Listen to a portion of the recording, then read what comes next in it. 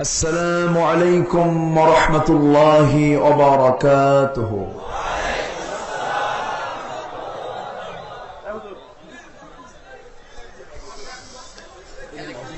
إن الحمد لله الأكرم الذي خلق الإنسان وكرمه وعلمه من البيان ما لم يعلم،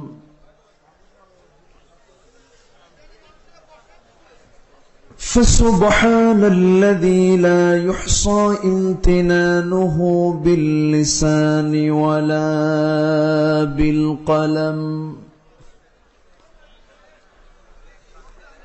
نشهد أن لا إله إلا الله وحده لا شريك له، ونشهد أن سيدنا وحبيبنا ومولانا محمدا عبده ورسوله الذي أرسله بالحق بشيرا ونذيرا وداعيا إلى الله بإذنه وسراجا وقمرا منيرا. فقد قال الله تعالى في كلامه المجيد وفرقانه الحميد: أعوذ بالله من الشيطان الرجيم. بسم الله الرحمن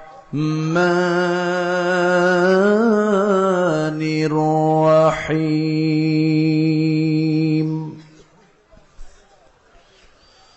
لقد كان لكم في رسول الله أسوة حسنة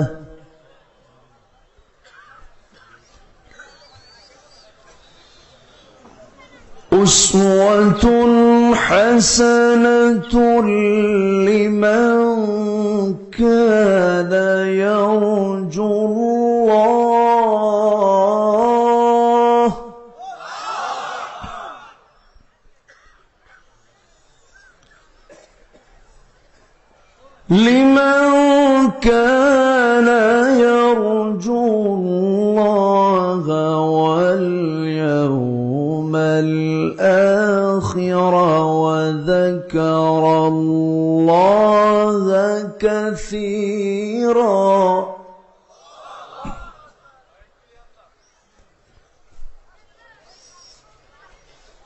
الله أكبر.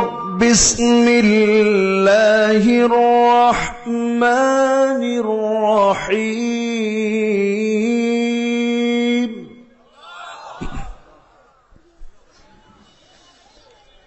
ما كان محمد أبا أحد من رجالكم ولكن رسول الله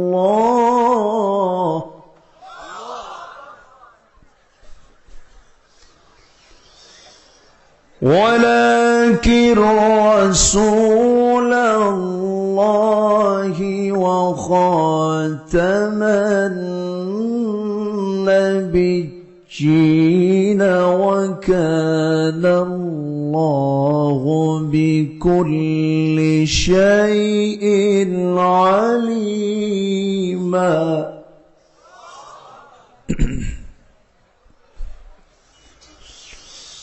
الله أكبر. بسم الله الرحمن الرحيم.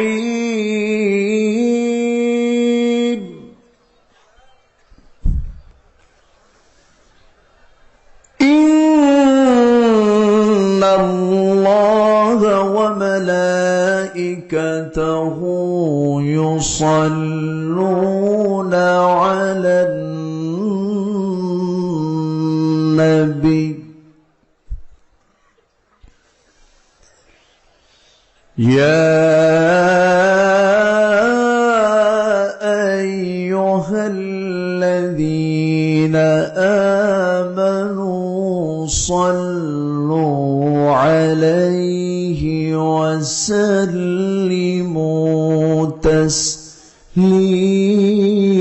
تسليما اللهم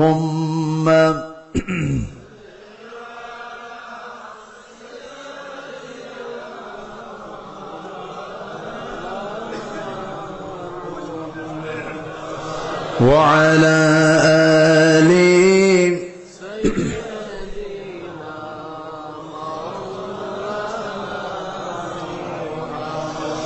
নবীর প্রতি দরদ মোহাব্বত ভালোবাসা সবার ভেতরে কম আছে না বেশি আছে? একটু বেশি আওয়াজ দিয়ে নবীর প্রেমে মাতোয়ারা হয়ে জবান খুলে উচ্চ আওয়াজে সবাই বলুন আল্লাহুম্মা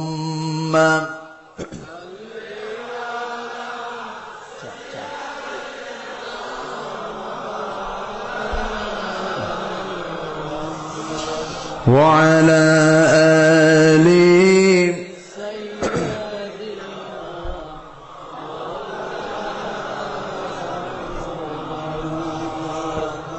হে রাসূল তুমি যে আমার হৃদয় বাগে বুলবুল তোমার প্রেমের নিগুণ ছোঁয়ায় তাই তো হয়েছি ব্যাকুল হৃদয় বাগে বুলবুল আল্লাহুম্মা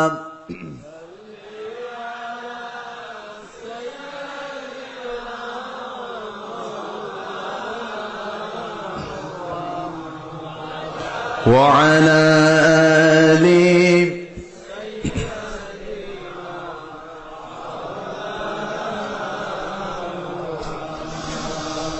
তোমারি নামে আনন্দে দোলি তোমারি নামে দুনিয়া ভুলি কি জাদু রাখা ওই নামেতে খোদার পরশে সে নাম আরশে খোদার পরশে সে নাম আরশে নাম মোহাম্মদ শুধু মধুময় হে রাসূল বুঝি না আমি রেখেছ বেঁধে মোরে কোন সুতোয় তুমি রেখেছ বেঁধে মোরে কোন সুতোয় আল্লাহুম্মা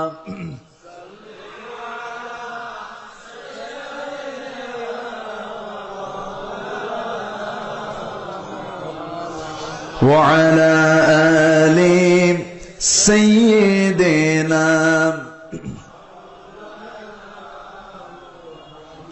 সবাই বলুন বালাগাল উলা বিকামালিহি কাশাফাত তুজা বিজামালিহি হাসুনাত জামিউ খিসালিহি সাল্লু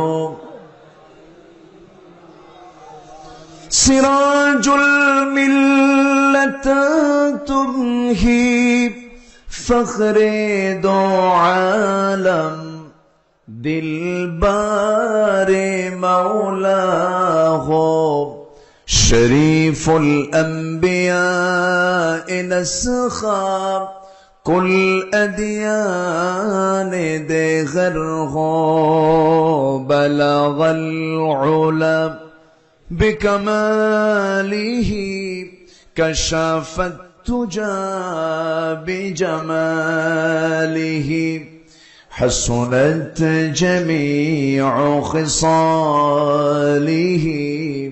سلوا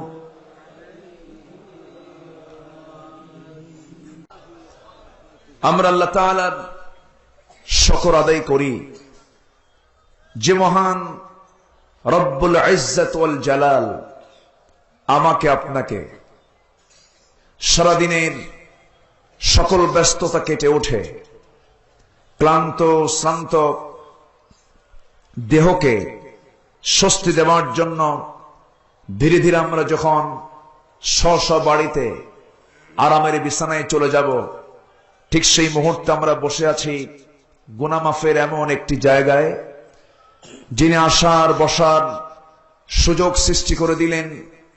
কালিমাত শুকর আদায় করি সেই মহান রবের শানে উচ্চ আওয়াজে দিল খুলে সবাই বলে উঠছি আলহামদুলিল্লাহ। আবারও বলছি আলহামদুলিল্লাহ।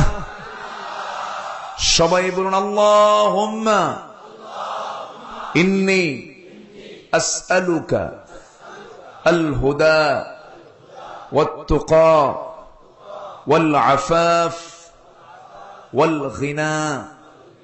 সবাই বলুন আল্লাহুম্মা লাকা আসলামতু ওয়া বিকা আমানতু ওয়া আলাইকা তাওয়াক্কালতু ওয়া ইলাইকা আনাবতু।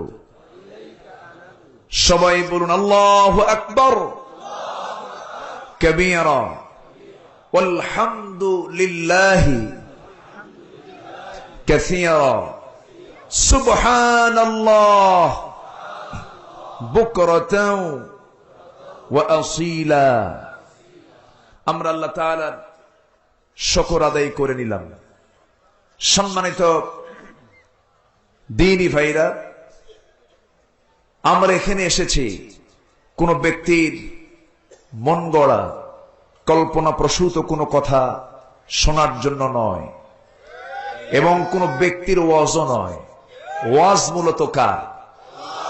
ইয়াইদুকুম লাআল্লাকুম তাযাক্কারুন। আল্লাহ তোমাদেরকে ওয়াজ করছেন। কোরআন শরীফে যত ওয়াজ ব্যক্তির না আল্লাহর? তা আল্লাহর ওয়াজ শুনতে আসা সবার কপালে জোটে না। এসেছি যারা শেষ মোনাজাত করে যাব তারা। রাজি আছেন তো? সম্মানিত হাজিরিন, শুনতে আসা শুধু নয়, আমরা শুনতে এসেছি মানার নিয়তে এবং আদর্শ শ্রোতার পরিচয় দিয়ে আমরা শেষ মোনাজাত করে এখান থেকে আমরা বিদায় হতে চাই। একটু জোরে বলুন ইনশাআল্লাহ। একটু জোরে বলুন ইনশাআল্লাহ। কোরআন শোনার কিন্তু একটা আদব আছে। আদব আছে না নাই? আচ্ছা, আসলাম বসলাম না। এই মাঠে যাত্রা হয়েছে, এই মাঠে নাটক হয়েছে, এই মাঠে এখন কোরআনের মঞ্চ তৈরি হয়েছে। আলহামদুলিল্লাহ বলবেন না? জোরে কোন আলহামদুলিল্লাহ। এটা কোরআনের মঞ্চ। কোরআন যেখানে আলোচনা হবে, আল্লাহ পাকের হুকুম সেখানে দুইটা হুকুম। কয়টা হুকুম? দুইটা হুকুম। আল্লাহ রাব্বুল আলামিন বলেন, وَإِذَا قُرِئَ الْقُرْآنُ فَاسْتَمِعُوا لَهُ وَأَنصِتُوا لَعَلَّكُمْ تُرْحَمُونَ। যখন তোমাদের সামনে কোরআনে কারীম যখন আলোচনা হয়, সেই সময় তোমাদের দায়িত্ব হলো দুটা। এক নাম্বার হলো মনোযোগ সহকারে শোনো আর চুপ করে বসে থাকো। সমস্ত রহমত আল্লাহর তরফ থেকে তোমার উপরে নাজিল হয়ে যাবে। রাজি আছেন দুটা কাজ করতে সবাই? এটা কি নিজ দায়িত্বে না অন্যের দায়িত্বে? মনে থাকবে তো? এই যে ওঠা বসা করবেন, হয়তো নড়াচড়া করবেন, এটা কিন্তু করা যাবে না। কোরআন নিয়ে বসেছি আমরা, আদব রক্ষা করে আমরা শেষ পর্যন্ত থাকবো ইনশাল্লাহ। কিন্তু ঢিল মার্কা হলো। জোরে বলুন ইনশাল্লাহ। আমি আলোচনার সূচনায় 33 নম্বর সূরা সূরাতুল আহজাবের 21 নম্বর আয়াত আমি তেলাওয়াত করেছি। এই আয়াত থেকে আমি কিছু কথা বলতে চাই। সবাই শুনতে রাজি আছেন তো? আল্লাহ রাব্বুল আলামিন রাসূলকে বানিয়েছেন চরিত্রের বাস্তব নমুনা। চরিত্রের মডেল হচ্ছেন আমাদের জন্য, গোটা পৃথিবীবাসীর জন্য মুহাম্মদ সাল্লাল্লাহু আলাইহি ওয়াসাল্লাম। নবীর চরিত্র কেমন ছিল এই প্রশ্ন যদি আমরা করি, জবাব আছে না নাই? আসতে বলবেন না, আছে না নাই? জবাব কিন্তু আছে। রাসূলের চরিত্র কেমন ছিল এমন একটি প্রশ্ন রাসূলের ইন্তেকালের পর এক ইহুদি মদিনায় আসলেন, হযরতে বেলালকে প্রশ্ন করলেন। বেলাল বললেন, আমি জবাব দিতে পারবো না। এরপরে হযরত আলীকে বলা হলো, ও আলী, মুসলমানদের পয়গম্বরের চরিত্র কেমন ছিল? তিনি প্রশ্নের জবাব দিতে নিয়ে বললেন, আমি তোমাকে উল্টা একটা প্রশ্ন করব। কি প্রশ্ন? প্রশ্ন হলো, আসমানে কি আছে, জমিনে কি আছে, একটা একটা করে তথ্য তুমি আমাকে দিয়ে দাও।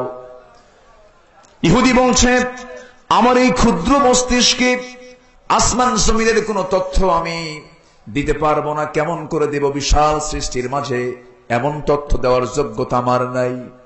হযরত আলী বললেন, যে আসমান কি, যে জমিন কি, গোটা বিশ্ব সৃষ্টিকে মহান রব্বুল আলামিন কালিল বলেছেন, সামান্য বলেছেন। আর আমার নবীর চরিত্রকে বলেছেন, ওয়া ইন্নাকা লাআলা খুলুকিন আযীম। নবী হে, আপনি হলেন সুমহান চরিত্র অধিকারী। রাসূলকে, রাসূলের চরিত্রকে আযীম বলা হয়েছে। সেই সীমাহীন চরিত্রের বর্ণনা আমি আলী তোমাকে দিয়ে শেষ করতে পারবো না। জোরে কোন সুবহানাল্লাহ। হযরতে আয়েশাকে বলা হয়েছিল, আয়েশা সিদ্দিকা রাদিয়াল্লাহু আনহাকে বলা হয়েছিল, কাইফা কানা খুলুকু রাসূলিল্লাহ, নবীর চরিত্র কেমন ছিল? এক কথায় তিনি জবাব দিলেন, কানা খুলুকুল কোরআন, তার চরিত্র ছিল কোরআনে কারীম। একটু আস্তে কোন সুবহানাল্লাহ। তার সার্টিফিকেট পৃথিবীর কেউ দেয়নি, তার সার্টিফিকেট দিয়েছেন কে? আস্তে বলবেন না, কে? এই মাসের নাম কি? এই মাসের নাম কি? এই মাসে জন্ম নিয়েছেন মুহাম্মদ সাল্লাল্লাহু, এই মাসে ওফাত, এই মাসে মৃত্যুবরণ করেছেন মুহাম্মদুর রাসূলুল্লাহ সাল্লাল্লাহু আলাইহি সাল্লাম। সেই মাসকে সামনে রেখে এবং রাসূলের জীবনকে সামনে নিয়ে এই আয়াতটা আমি তেলাওয়াত করেছি। অনেক বিস্তারিত আলোচনা, অনেক লম্বা কথা, একটু ধৈর্যের পরিচয় দিয়ে কথাগুলো শোনার জন্য আমি অনুরোধ করছি। যে রাসূলের চরিত্রকে আল্লাহ পাক সীমাহীন বলেছেন, যার চরিত্র হলো কোরআনের চরিত্র, সেই নবীজির চরিত্রে কালেমা লেপন করতে চায় এমন কিছু কুলাঙ্গার বাংলার জমিনে আছে না নাই? আসতে বলবেন না, আছে না নাই? আমেরিকার খ্রিস্টান, ইসরায়েলের ইহুদিরা, বিজাতীয়রা রাসূলকে গালি তো দূরের কথা, মাইকেল এইচ হার্ট, একজন খ্রিস্টান, দ্য 100 বই লিখলেন। সেই বইয়ে 100 জন মনীষীর নাম তুলে ধরলেন। 1 নম্বরে তালিকায় স্থান দিয়েছেন মুহাম্মদ সাল্লাল্লাহু আলাইহি ওয়াসাল্লাম। খ্রিস্টান, ইহুদি, হিন্দু, বৌদ্ধ, সব জাতের লোকেরা রাসূলের চরিত্রে কেউ কালেমা লেপন করার সাহস পায়নি, কেউ গালি দিল না। আমার দেশে পর্যন্ত কিছু সংখ্যক চিহ্নিত নাস্তিক রাসূলকে নিয়ে বাজে মন্তব্য করেছে। সে নাস্তিকগুলো আছে না নাই? আসতে বলবেন না, আছে না নাই? প্রথমেই আমরা সেই দাবিটাই করব, রাসূলকে যারা গালি দিয়েছে, রাসূলকে যারা বলেছে নারী পিপাসু মুহাম্মদ, এই জাতীয় মন্তব্য যারা করেছে, এদেরকে প্রকাশ্যে ধরে এনে শুট করে দুনিয়া থেকে বিদায় করে ওদের দেহের রক্ত, মাংস, হাড়, গোড়গুলো সব কুকুর, বিড়াল দিয়ে খাওয়ানো হোক। এ মতের পক্ষে রাজি আছেন কারা কারা?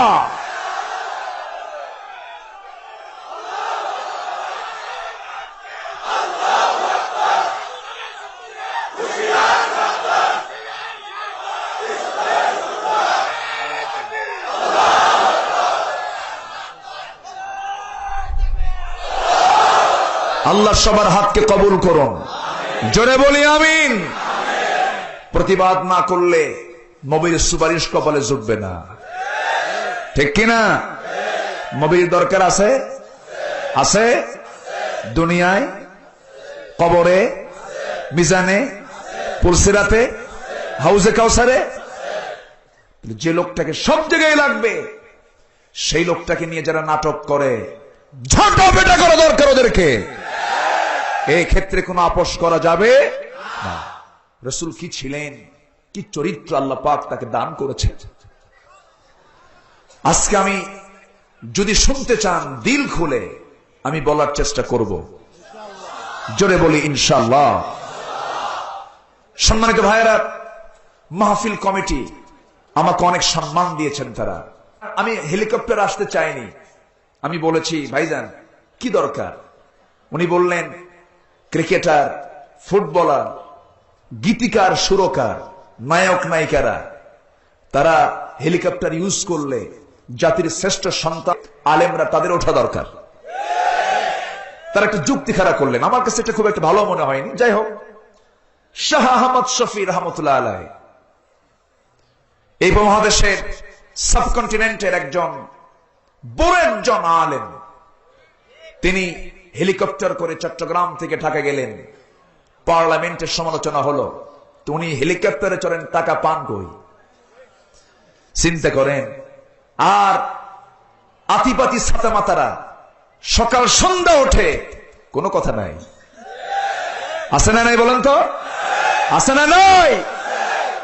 হুজুর মানে ফকির, এরকম ভাবে। কুড়িগ্রাম গেলাম এক মাহফিলে, কুড়িগ্রাম নাম শুনছেন তো? বেশি গ্রাম না, 10-15 20 গ্রাম। মাহফিলে গেলাম, আসরের নামাজের সময় হলো, এক মসজিদে থামলাম। মসজিদে থামার পর দেখি এক মুয়াজ্জিন আজান দিল। আজান দিয়ে মসজিদ থেকে তাড়াহুড়ো করে বের হয়ে সাইকেল নিয়ে চলে যাচ্ছে। আমি তাকে বললাম, ভাই নামাজ পড়বেন না? কে ভাই, 300 টাকার বেতনে আবার নামাজও? আমার কথা কি বুঝতেছেন? তাহলে বেতন কয় টাকা? আমি তাকে বললাম, তাহলে কি আপনি নামাজ পড়বেন না? কে নামাজ পড়বো। আরেক মসজিদ আমি নামাজ পড়াই, সেই মসজিদে গিয়ে নামাজ পড়াবো, ওখানে পাবো 300, আর এখানে পাই 300, এই 600। এই যদি হয় আমার দেশের ইমামদের বেতন কাঠামো, এটা কি আনন্দের না হাস্যকর? এটা কি সম্মানের না হেয় প্রতিপন্ন? হেয় প্রতিপন্ন এটা। সম্মানিত ভাইয়েরা, তারা ইসলামকে, ইসলামের সৌন্দর্যকে সমুন্নত করার চেষ্টা করেছেন। আল্লাহ মাহফিল কমিটিকে উত্তম জাযায়ে খায়ের দান করুন, জোরে বলি আল্লাহুম্মা আমিন। কাবা শরীফের ইমাম যিনি ডক্টর আব্দুর রহমান সুদাইস, আল্লাহ পাক তার সঙ্গে আমার সাক্ষাৎ করার সুযোগ করে দিয়েছেন। আমি মদিনার ইমাম ডক্টর আল মুহসিনুল কাসেম, এই তো কয়েকদিন আগে তার সঙ্গে আল্লাহ পাক আমাকে দেখার সুযোগ করে দিয়েছেন। মদিনায় মসজিদে ওনার অফিসে বসে দীর্ঘক্ষণ ধরে কথা বলেছি। তো আমি দেখেছি তাদেরকে খুব কাছ থেকে। তাদের জন্য গভর্নমেন্ট সবচাইতে সম্মানজনক, তাদের জন্য প্রোটোকল মেইনটেইন করা হয়, তাদের জন্য করে থাকেন। এবং তাদের জন্য স্পেশাল, মানে সবচাইতে লেটেস্ট গাড়ি, তাদের জন্য আবাসন, সম্পূর্ণরূপে ভিন্নভাবে তাদেরকে সম্মান দেয় সৌদি গভর্নমেন্ট। সেই দেশে সবচেয়ে সম্মান দেওয়া হয় ইমামদেরকে। আমার কথা কি বোঝা গেল? ইমাম তো ইমামি, ইমামের সম্মান সবার চেয়ে কম হওয়া দরকার না বেশি হওয়া দরকার? বেশি হওয়া দরকার। আমি খুবই মুগ্ধ হয়েছি এলাকার মানুষের ইসলাম প্রীতি, আলেম প্রীতি এবং আলেমদের প্রতি ভালোবাসা দেখে। আল্লাহ তুমি তাদেরকেও ভালোবাসো, জোরে বলি আল্লাহুম্মা আমিন। আরো জোরে আল্লাহুম্মা আমিন। সম্মানিত ভাইয়েরা, রাসূল করিম সাল্লাল্লাহু আলাইহি সাল্লাম তিনি মাসে জন্ম নিয়েছেন। কার কোলে? বলেন কার কোলে? মা আমেনার কোলে এসেছেন। কেন আসলেন? কি জন্য আসলেন? কি করতে আসলেন? এই বিষয়টা যদি আমরা জেনে যাই, তাহলে এর মধ্য দিয়ে আমরাও আমাদের দায়িত্বটা জেনে যাব। ঠিক আছে না? আমরা জেনে যাব। আসুন আমরা মূল আলোচনার দিকে ধীরে ধীরে চলে যাই। তবে সবার আগে শর্ত হলো, ঈমান থাকতে হবে কাঁচা না পাকা? ইমান থাকতে হবে অর্ধেক না 16 আনা? এখানে কি আনা কয়? 16 আনাই কয় তো নাকি? 16 আনা বলে। আচ্ছা, ইমান আনতে হবে পুরোপুরি। তাহলে এই সমস্ত কথাগুলো কাজে লেগে যাবে। ইমান যার নাই তার কোনো দাম নাই। আল্লাহ রাব্বুল আলামিন সেজন্য বান্দাকে ডাক দিয়ে বলেছেন, শোনো, লাইসাল বিররা আন তুওয়াল্লু ফুজুহাকুম কিবালাল মাশরিকি ওয়াল মাগরিবি ওয়ালাকিন্নাল বিররা মান আমানা বিল্লাহ। কোন পুণ্য নাই, কোন সফলতা নাই, আমি আমার চেহারা কিবলামুখী করলাম, সেজদা দিলাম, ঠাসঠুস কয়েকটা সেজদা মেরে দিলাম, আর জান্নাত পেয়ে গেলাম না। প্রকৃত সফলতা হলো ওয়ালাকিন্নাল বিররা মান আমানা বিল্লাহ। প্রকৃত সফলতা, প্রকৃত পুণ্য হতেছে যে ব্যক্তি ঈমান আনবে কার উপরে? আসতে বলবেন না, কার উপরে? আল্লাহ আছেন না নাই? কোথায় আছেন? কোথায়? গোপালগঞ্জ? সব জায়গায় তার এলেম আছে, কিন্তু অবস্থান হচ্ছে তার একটা চেয়ার আছে, তার একটা আরশ কুরসি আছে। আছে না নাই? কুরসিয়ত মানে হলো চেয়ার। কুরসিয়ত মানে কি? চেয়ার। চেয়ার মূলত বান্দার না, চেয়ার মূলত আল্লাহ। চেয়ার মূলত কার? চেয়ার মানে হলো ক্ষমতা। চেয়ার মানে কি? ক্ষমতা। গোটা পৃথিবীতে সবচেয়ে এখন বড় সমস্যা কি নিয়ে? চেয়ার নিয়ে। সবচেয়ে বড় সমস্যা কিন্তু এখানে আমেরিকায়, ব্রিটেন, জার্মান, ফ্রান্স, আপনি কোন দেশে যাবেন, সব দেশের সবচেয়ে বড় সমস্যা হলো গদি সমস্যা। ঠিক কিনা বলেন? গদিতে একবার বসলে সুপারগুলো আটা দিয়ে বসতে চায়, সালাসারি নাই। আছে না নাই? আছে। এই গদি সমস্যার সমাধানের জন্য আল্লাহ তাআলা একটা স্পেশাল আয়াত দিয়েছেন, সেটা হচ্ছে গদিরই সূরা, গদিরই আয়াত, আয়াতুল কুরসি। আয়াতুল কুরসি গদি সমস্যার সমাধানের আয়াত। সুবহানাল্লাহ বলেন। এর মধ্যে আল্লাহ পাক গদির যত সমস্যা আছে সব দূর করে দিয়েছেন। সুবহানাল্লাহ বলেন। কিন্তু ওই আয়াত দিয়ে তো আমরা বাচ্চাদের পেশাব বন্ধ করি, ওই আয়াত দিয়ে আমরা সম্পদের মাল সংরক্ষণ করার জন্য ফু দেই, কিন্তু ওই আয়াত শুধু ফু দেওয়ার জন্য আসে নাই, ওই আয়াত এসেছে গদির সমাধানের জন্য। আসতে কবেন না, সরকার ঠিক কিনা? সম্মানিত ভাইরা, মূলত ক্ষমতা কারো না, মূলত ক্ষমতা কার? আসতে বলবেন না, কার? সামান্য একটু তাবু, 1 লক্ষ মানুষ, 50,000 মানুষ বসার জন্য একটা তাবু করার জন্য কতগুলো বাঁশ লাগলো, কতগুলো কাপড় চোপড় লাগলো, সুবিশাল আকাশ। খুঁটি কয়টা? অনেকে চুপ করে আছে, মানে ওই মুরা আছে, 2-1টা আছে, খুঁটি আছে। বিগাইরি আমাদিন তারাউনাহা, আমি খুঁটিবিহীন একটা ছাদ বানিয়েছি, দেখ আমি কত বড়। সুবহানাল্লাহ, সুবহানাল্লাহ। সে আকাশের বয়স কত? কানাকুনা হয়েছে নাকি কোথাও? কোন সমস্যা আছে কোথাও? না। কি সুন্দর আকাশ তিনি বানালেন। আবার সেখানে চাঁদ দিলেন রাতের ঘড়ি করে, দিনে দিলেন হলো সূর্য, সূর্য দিলেন দিনের ঘড়ি বানায়া, রাতের চাঁদ দিলেন রাতের ঘড়ি বানিয়ে, লিতাহতাদু, যেন তুমি তোমার রাস্তা, তুমি তোমার সময়কে বুঝতে পারো। যেরকম সুবহানাল্লাহ। কে দিয়েছেন? আল্লাহ দিয়েছেন। আল্লাহ রাব্বুল আলামিন বলেন, ওয়ালাকাদ যায়্যানাস সামাআদ দুনিয়া বিমাসাবিহ وجعلناها رجوما للشياطين وأعتدنا لهم عذاب السعير।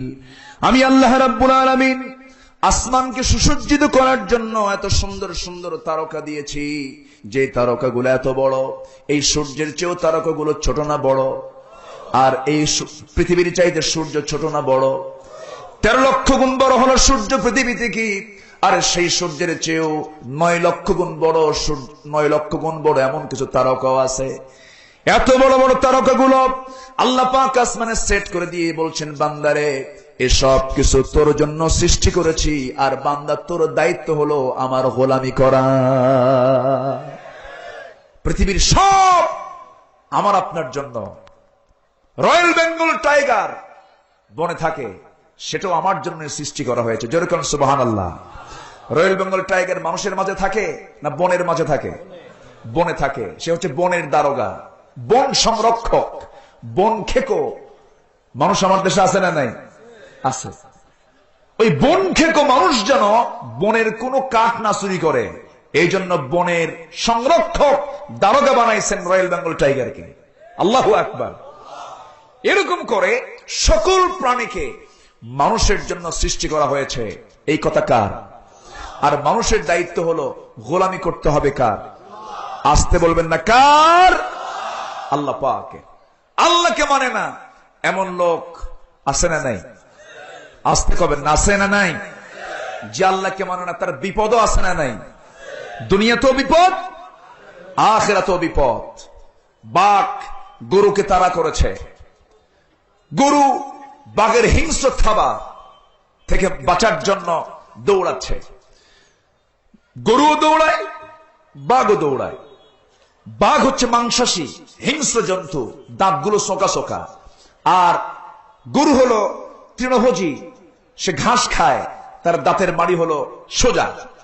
মানুষ তৃণভোজী, তারা শাকসবজিও খায়, গোশতও খায়, এই জন্য দাঁতের মাড়িগুলো সোজাও আছে, সোকাও আছে মানুষের, তাই না? মানুষ দুটাই খায়। তো এই শান্ত প্রাণী গরু বাঁচার জন্য দৌড়াচ্ছে, পিছন থেকে বাঘও দৌড়াচ্ছে। দৌড়াতে দৌড়াতে শেষ পর্যন্ত গরু আর কোন দিক বিদিক না পায়, সামনে পাইছে পানি। পানিতে চোখ বন্ধ করে মারছে লাফ। পানি ছিল কম, কাদার পরিমাণ বেশি, একদম গলা পর্যন্ত কাদার মধ্যে গেড়ে গেল, কোন মতো মাথাটা বের হয়ে আছে। বাঘও কোন চিন্তা হিসাব কিসাব না করে সেও মারছে লাফ। গরুর যে হাল, বাঘেরও সেই হাল, একদম গলা পর্যন্ত কাদার মধ্যে গেড়ে গেছে, ওঠার আর কোনো কায়দা নাই। এখন গরু কয়, রয়্যাল বেঙ্গল টাইগার কি খবর?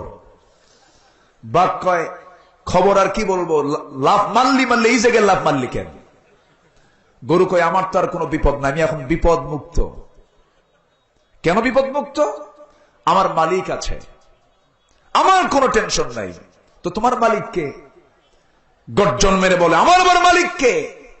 আমি তো বনের রাজা, রয়্যাল বেঙ্গল টাইগার। ঠিক আছে রাজা, একটু দেরি করো, আমার মালিক আসুক। কি কথা কি বোঝা যাচ্ছে? আমার মালিক আমাকে মারবে না, আমাকে আদর করবে, আমাকে এখান থেকে তুলবে যত্ন করে, আমার স্তনের দুধ দহন করে সেটা রাতের স্বাদ মিটাবে, খাবার খেয়ে নেবে। সে আমার দুধটা না পান করলে রাতের ঘুমটা তার ভালো মতো হয় না, সে আমাকে তুলে নিয়ে যাবে। তোমার তো মালিক নাই, তোমার তো টেনশন থাকবেই, আমার কোনো টেনশন নাই। এখন মালিক এসে লাঠি দিয়া বাড়ি মারবে কার মাথায়? গরুর মাথায় না বাঘের মাথায়? আগে বাড়ি, এরপরে গরু তোলা, তাই না? কেন? বাঘের মাথায় এই জন্য বাড়ি পড়বে কারণ তার কোনো মালিক আসতে, তার কোনো মালিক। ঠিক যারা আল্লাহর জমিনে অবস্থান করে আল্লাহকে মানতে চান না, তাদের মাথায় দরকার শক্ত লাঠির বাড়ি। ঠিক কিনা? শক্ত লাঠির বাড়ি দরকার।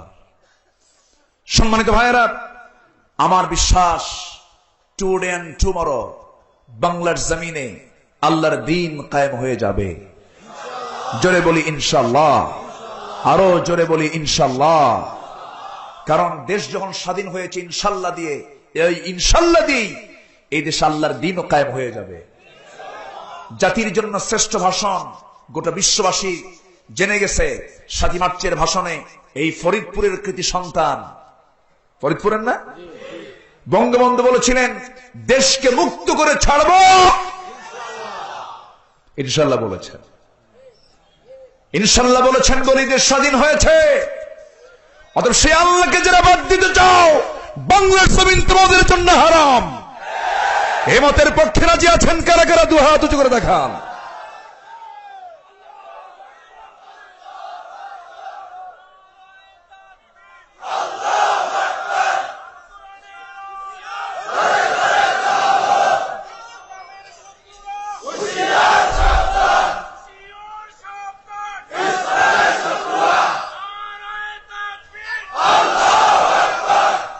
আল্লাহ সবার হাতকে কবুল করুন। জোরে বলি আমিন, আরো জোরে আমিন। কষ্ট হচ্ছে? আমার ভাষা বুঝতে কষ্ট হয়? ফরিদপুরবাসীকে সুন্দর ভাষায় কথা বলে সন্তুষ্ট করা খুব কঠিন, কারণ ফরিদপুরের মানুষের লোকাল ভাষা অন্যান্য জেলার চাইতে অনেক ভালো, কারণ পাশি হলো যশোর, নড়াইল। সুন্দর ভাষার মানুষ আপনারা। নোয়াখালীর ভাষা তো খুব সুন্দর, তাই না? হ্যাঁ, চিটাগাং তো আরো সুন্দর, আর সিলেট তো কথাই নাই। কি সুন্দর ভাষা! ওরা যখন গল্প করে মনে গন্ডগোল লাগছে, বোঝার কোনো কায়দাই নেই। সিলেটে এক মাহফিলে গেলাম, এক বুড়ো চাচা আমাকে খাওয়াতে নিয়ে বলেন, হুজুর শুটকাকু খাবেন না ভিজাকু খাবেন? আমার খাওয়া রুচি শেষ। তো বললাম যে চাচা, আপনি তো আপনার কথা বুঝতেছি না, যে খাবারই হোক নিয়ে আসেন। এই হচ্ছে ভাষার বিচিত্রতা। নোয়াখালীতে গত বছর এক মাহফিলে গিয়ে এক রুমে বসে আছি, এক লোক এসে বলে, হুজুর ভালো আছেন কেন? আমি কই, ভালো আছি কেন? এটা আবার কেমন প্রশ্ন? একটা মানুষ কিন্তু ভালো থাকতে হবে। আচ্ছা, আমি চুপচাপ শুনতেছি এবং না বোঝার ভান করে বললাম, হ্যাঁ বলতে হবে তো একটা কিছু। এরপর আরেকজন এসে বলে, হুজুর ভাত খাবেন কেন? এইদিকে না খাওয়া, আবার বলতেছে ভাত খাবেন কেন? আমি তো ভয় পাচ্ছি, আল্লাহ এরা কি ভাতটা দেবে নাকি? আরেক মুসিবত। আরেকজন বলে, হুজুর আমার জন্য দোয়া করবেন কেন? তখন বুঝলাম যে কেন শব্দের অতিরিক্ত শব্দ। এই হচ্ছে ভাষার বিচিত্রতা। আছে না নাই বলেন তো? আছে। আবার ভোলায় যাবেন, সেখানে শব্দ শেষে যে, কেমন আছেন যে, দোয়া করবেন যে, হ্যাঁ যে না যে। আচ্ছা, এরপরে রাজশাহীতে যাবেন, তারা বলে গো, কি করছো গো? ভাত খেয়েছো গো? একটু টান মারে, একটা মধ্যে তবাই হয়, মধ্যে তবাই একটু টান মারে, মানে একালি পরিমাণ টানে। আচ্ছা, আবার রংপুরে যাবেন, রংপুর নাম শুনছেন তো? একজন জাতীয় চাচা আছে, হ্যাঁ, সকালে এক কথা বিকেল আর এক কথা আছে আছে। আচ্ছা, তো যাই হোক, বয়সটা অনেক বেশি হয়ে গেছে তো হুঁশ টুস থাকে না মাঝে মাঝে। তো ওই দেশের মানুষ আবার ওই শব্দ শেষে বাহে লাগায়। কি করো বাহে? এই বাহে শব্দ লাগায়। এটা হচ্ছে ভাষার গহনা। ভাষার কি এগুলো? গহনা। মেয়েদের নাকের গহনা, হাতের গহনা, গলার গহনা যেমন থাকে, প্রত্যেকটা ভাষার একটা নিজস্ব গহনা থাকে, যেগুলোতে ভাষাকে সুন্দর করা হয়। এই ভাষাগুলোর মালিক কে? আসতে বলবেন না কে? আল্লাহ পাক। আপনাদের ভাষাগুলো খুব সুন্দর, মিষ্টি ভাষা। বলি আলহামদুলিল্লাহ, জোরে বলি আলহামদুলিল্লাহ। সকল মিষ্টি ভাষার চাইতে শ্রেষ্ঠ মিষ্টি ভাষা হলো কোরআনের ভাষা। জোরে কোন সুবহানাল্লাহ। এর চাইতে মিষ্টি আর কিছু আছে? এর চাইতে সুন্দর আর কিছু আছে? পৃথিবীর সব সৌন্দর্য শেষ হবে, কোরআনের সৌন্দর্য কখনো শেষ হবে?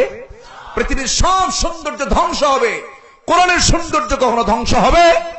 কোরআন কার? কোরআন ছিল, আছে, থাকবে। তুমি থাকবা না, ঠিক কিনা? অতএব কোরআনের বিরুদ্ধে যারা স্লোগান দাও, কোরআন বিরুদ্ধে যারা বক্তব্য দাও, অবশ্যই তোমাদেরকে আল্লাহর গজবের সম্মুখীন হতেই হবেই হবেই হবেই। যেরকম ঠিক কিনা? আমরা কোরআন নিয়ে বাঁচতে চাই, আমরা কোরআন নিয়ে মরতে চাই। আর কোরআনের মাঝেই লুকে আছেন মুহাম্মদ সাল্লাল্লাহু। কোরআন এমন একটা আয়না, যে আয়নায় চোখ রাখলে আমার রাসূলকে দেখা যায়। রাসূলকে দেখতে চান? সবাইকে রাসূলকে দেখতে চান? তাহলে কোথায় দেখতে হবে? কোথায় দেখতে হবে? কোরআনে দেখতে হবে। আসুন সেই কোরআন থেকেই কিছু কথা বলি। রাসূল কেমন ছিলেন? রাসূল জন্ম নিয়েছেন এই মাসে। কোন সময় জন্ম নিলেন? যে সময় গোটা মক্কার ভিতরে, এমনকি কাবা শরীফের ভিতরে ঢুকেছিল 360টা মূর্তি। 360টা মূর্তি। এটাকে পুঁজি করে সনাতন ধর্মীরা তারা তাদের পক্ষে কথা বলার জন্য চেষ্টা চালান। আমার মাহফিল ছিল দিনাজপুরে। সেই মাহফিলের প্রধান অতিথি ছিলেন শ্রী শ্রী মনোরঞ্জনশীল গোপাল, স্থানীয় এমপি মহোদয়। উনি হিন্দু ভদ্রলোক। তিনি আমার আলোচনার আগ দিয়ে ইসলামের সৌন্দর্য নিয়ে বিশাল আলোচনা করলেন। আমি খুব শুনে মুগ্ধ হয়ে গেলাম, এত সুন্দর কথা বলে। শেষের দিকে এসে একটা মাইট দিলেন। সে মাইটটা হলো যে ইসলামের বয়স হলো 1500 বছর, আর সনাতন ধর্মের বয়স হলো 10,000 বছর। আমি মনে মনে চিন্তা করলাম, মানে ওই লোকের মতো এক লোকের বাপ মারা গেছে, তার ছেলেকে তার বন্ধু বলে, তোমার আব্বা খুব ভালো ছিল, কত সুন্দর লম্বা নাক, প্রশস্ত কপাল, টানা টানা চোখ, কালো কেশ, প্রশস্ত ঘাড়, এত সুন্দর লাল টকটকে তার চামড়া, আর দাঁতগুলো এত সুন্দর চকচকে কুত্তার দাঁতের মতো। আমার কথা কি বোঝা গেল? মানে সব সৌন্দর্য দিয়া শেষে এসে দিয়ে দিল, এমন বাস, সব শেষ। তো আমি এটা শোনার পরে সেদিন আমি বললাম যে না, আলোচনার মধ্যে বললাম, ইসলাম সেদিন থেকে এসেছে যেদিন আদমের জন্ম হয়েছে, আদমের সৃষ্টি হয়েছে এই পৃথিবীতে। যেরকম সুবহানাল্লাহ। আদম যেদিন, ইসলামও সেদিন। ইসলাম আগের, হালের না আগের? হালের না আগের? আগের। কাবা শরীফের ভিতরে তারা মূর্তি ঢুকাইছে, সেই সময় আমার নবীর জন্ম হলো। জন্মের 6 মাস আগে বাপ চলে গেছেন। সবার এগুলো জানা আছে, ইতিহাস। এরপরেও বললে কি একটু ভালো লাগে না? প্রিয়জনের প্রিয় কথা শুনলে একটু ভালোই লাগে, একটু কান দিয়ে শোনেন। 6 মাস আগে বাপ মারা গেলেন। জন্মের 5 বছরের মাথায় মাও মারা গেলেন। দুধও তার কিসমতে জুটলো না। দুধটা পান করলেন কার? আসতে বলবেন না কার? আমি গিয়েছিলাম 3 মাস আগে, হজ করতে গেছিলাম। হালিমার যে ঘরে, হালিমার কোলে বসে দীর্ঘ 2 বছর দুধ পান করেছেন, সেই ঘরের মধ্যে আমি ঢুকেছিলাম। আমি দেখে এসেছি এত সুন্দর আবহাওয়া। বনু সাদ তিনি 5টি বছর সময় কাটিয়েছেন। প্রথম সিনা চাক, তার বক্ষ বিদীর্ণ করা হয় ওই বনু সাদে যখন তিনি ছিলেন, সেই সময় তার দুধ ভাই এই দৃশ্য দেখেছিলেন।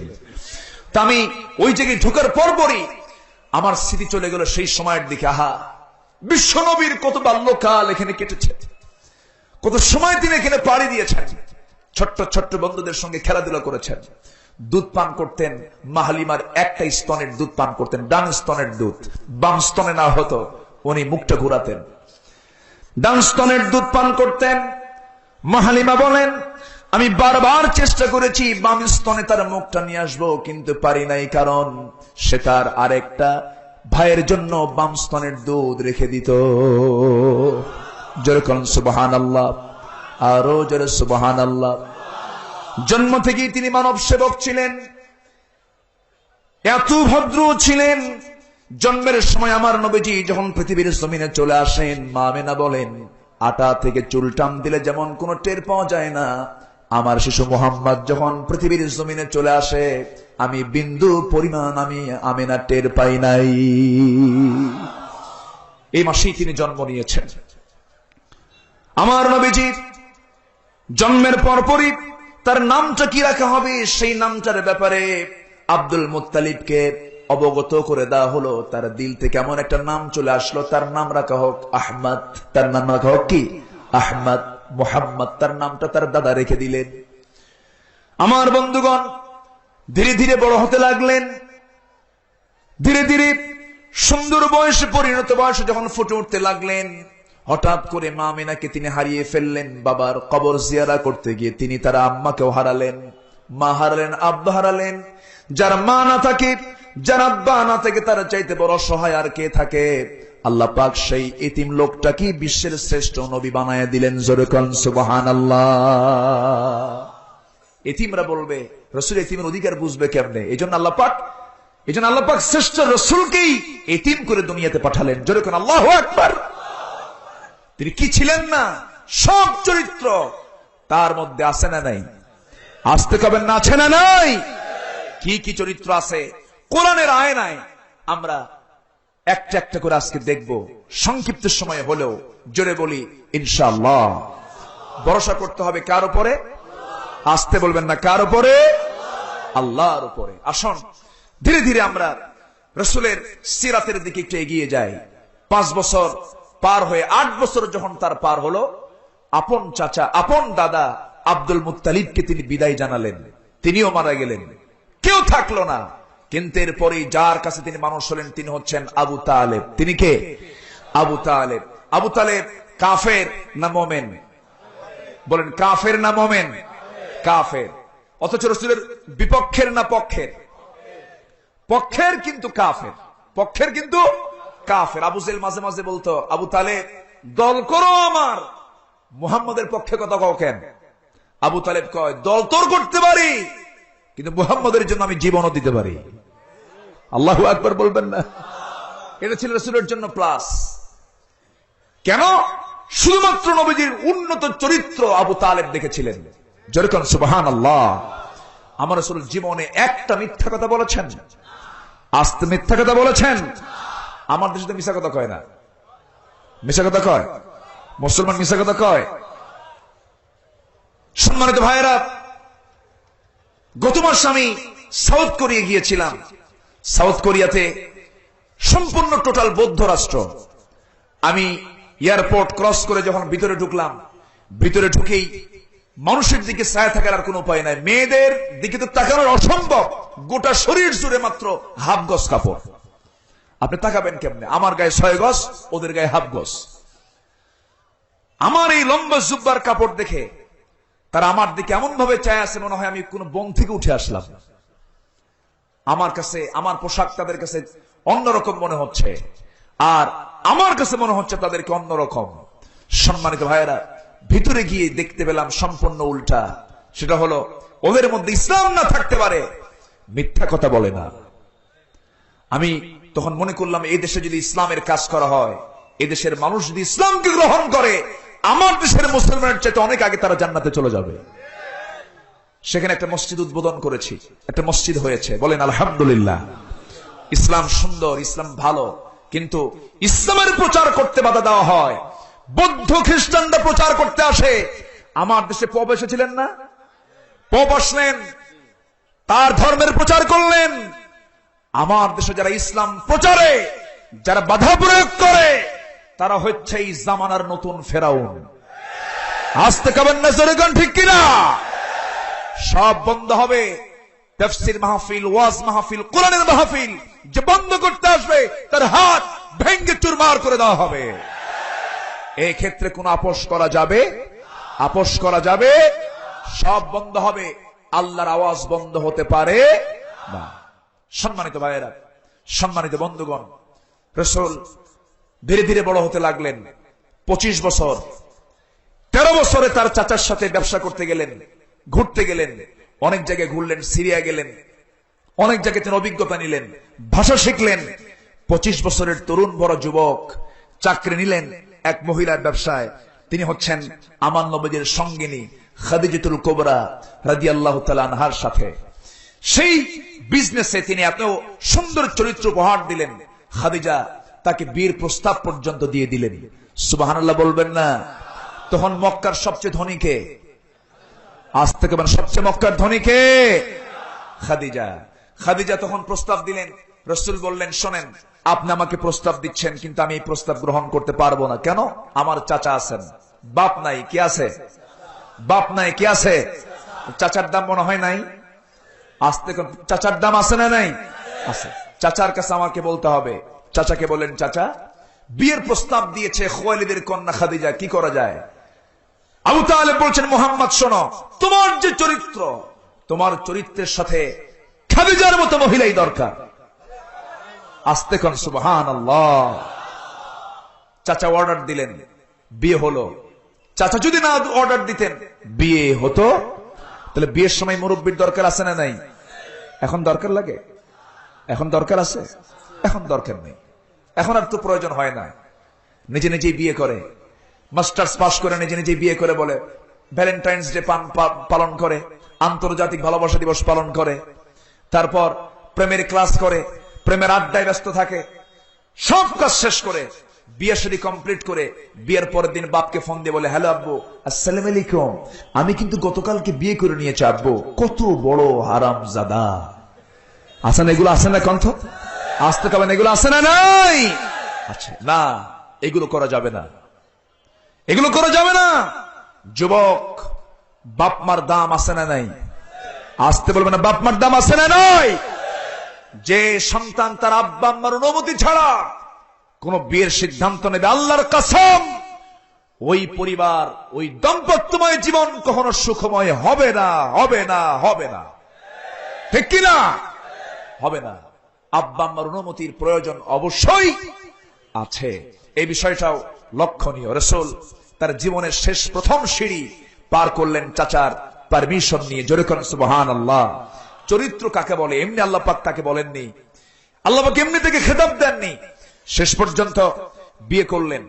বিয়ে হওয়ার সঙ্গে সঙ্গে মক্কার সব ধনীরা নেতারা খাদিজাকে নিয়ে চরম সমালোচনার ঝড় তুলল। কি এত ধনী মানুষ, গরিব একটা মানুষকে সে স্বামী হিসেবে গ্রহণ করলো, এটা কেমন কথা? তার বিরুদ্ধে অভিযোগের ঝড় উঠল। এই অভিযোগের ঝড় ওঠার সঙ্গে সঙ্গে তিনি সব ধনীগুলোকে ডাক দিলেন। সবচেয়ে ধনী মানুষ তো, সবাইকে তিনি ডাক দিলেন। ডাক দিয়ে বললেন, কি সমস্যা বলো তো? সব চুপচাপ, কেউ কিছু কয় না, কারণ খাদিজা যদি ব্যবসা বন্ধ করে সবার ব্যবসা বন্ধ, কেউ বলার সাহস পায় না। এবার খাদিজা বললেন, শোনো ও মক্কার ধনকুবেরের লোকেরা, আমার স্বামীর বিরুদ্ধে তোমরা কি অভিযোগ দিচ্ছ? আমি আমার স্বামীর ব্যাপারে 4টা প্রশ্ন করব। 1 নাম্বার প্রশ্ন হলো, আমার স্বামীর চরিত্রটা কেমন? সবাই বলল, আমাদের জানা মতে মক্কা নগরে মুহাম্মদ বিন আব্দুল্লাহর চাইতে উন্নত সুন্দর চরিত্রবান যুবক মক্কা নগরে একটাও নাই। তখন তার বয়স 25 বছর। কত বছর? 25 বছর। এবার নাম্বার 2 প্রশ্ন হলো, আমার নবীর, আমার স্বামীর বংশটা কেমন? সবাই বলে ফেললো, এই মক্কা নগরের সবচেয়ে বড় উঁচু বংশ হলো কুরাইশ বংশ, এর চাইতে বড় কোনো বংশ নাই, সেই বংশই মুহাম্মদ বিন আব্দুল্লাহর বংশ। এবার তিনি প্রশ্ন করলেন, শোনো নাম্বার 3 প্রশ্ন হলো, আমার নবীর চেহারাটা কেমন? আমার স্বামীর চেহারাটা কেমন? আমার স্বামীর সূরতটা কেমন? সঙ্গে সঙ্গে সবাই বলে ফেললো, আমরা গোটা দুনিয়া জুড়ে যত পুরুষ দেখেছি আমাদের চোখের সামনে মুহাম্মদ বিন আব্দুল্লাহর চেয়ে সুন্দর উন্নত চেহারা আমরা দ্বিতীয় কোন পুরুষকে দেখি নাই। আছে কি চেহারা ওরকম? আছে? আল্লাহ তাআলা তাকে স্বতন্ত্র করে সৃষ্টি করেছেন। জোরে কোন সুবহানাল্লাহ। নাম্বার 4 প্রশ্ন হলো, আমার স্বামীর সম্পত্তি কেমন, অর্থ কেমন? এই কথা বলার সঙ্গে সঙ্গে সবাই গলা ঝেড়ে বলে ফেললো, খাদিজা এই জন্যই তো মানা করেছিলাম, টাকা নাই, পয়সা নাই, ধন নাই, দৌলত নাই, এমন একজন টাকা ছাড়া একটা স্বামী তুমি গ্রহণ করলে এটা কেমন হলো? তোমার জন্য বেমানান হয়ে গেল। এবার খাদিজা বললেন, শোনো আমার স্বামীর চরিত্র ভালো, আমার স্বামীর বংশ ভালো, আমার স্বামীর চেহারাও ভালো, আমার স্বামীর শুধু অর্থ নাই, এটার কিছু কারণও আছে। জন্মের পূর্বে বাপ মারা গেছে, জন্মের পরেই মা মারা গেছে, জন্মের পরে 8 বছরে দাদা মারা গেছে, সম্পত্তি টিকবে কেমনে, রাখবেন কেমনে? আমার স্বামীর সকল দিকই ভালো ছিল, একটা দিক যেহেতু খাটো হয়ে গেছে, আমি এটা খাটো দেখতে চাই না। আমি তোমাদেরকে সাক্ষী বানালাম, আমি তোমাদেরকে সাক্ষী বানায়া এই মুহূর্তে আমি এই খাদিজা আমার জীবনের অর্জিত যত স্থাবর অস্থাবর সকল সম্পত্তি আমি এই মুহূর্তে আমি আমার স্বামীর হাতে তুলে দিলাম। একটু আস্তে কোন সুবহানাল্লাহ, আরো জোরে সুবহানাল্লাহ। এখন গোটা মক্কার ধনী মানুষটাকে বলেন, গোটা মক্কার ধনী মানুষটাকে মুহাম্মদ সাল্লাল্লাহু আলাইহি ওয়াসাল্লাম। রাসূল কিন্তু কোন ছোট পরিবারে আসেন নাই, রাসূলের জন্ম হয়েছিল মক্কার সবচেয়ে উচ্চ বংশ। আল্লাহু আকবার। কাবা ভাঙতে এসেছিল, কাবা এক বাদশা। কোন বাদশা? আবরাহা। কেন ভাঙতে আসলো? ও একটা কাবা বানাইছিল, ও একটা ঘর বানাইছিল। সেই ঘর বানায়া সবাইকে আহ্বান করলো, তোমরা আমার ঘরে আসো। যাও তো দূরে থাক। এক আল্লাহর গোলাম করলো কি সাহস দেখিয়ে ওই ঘরের মধ্যে যায় রাত্রেবেলা পায়খানা করে ধুয়ে চলে আসছে।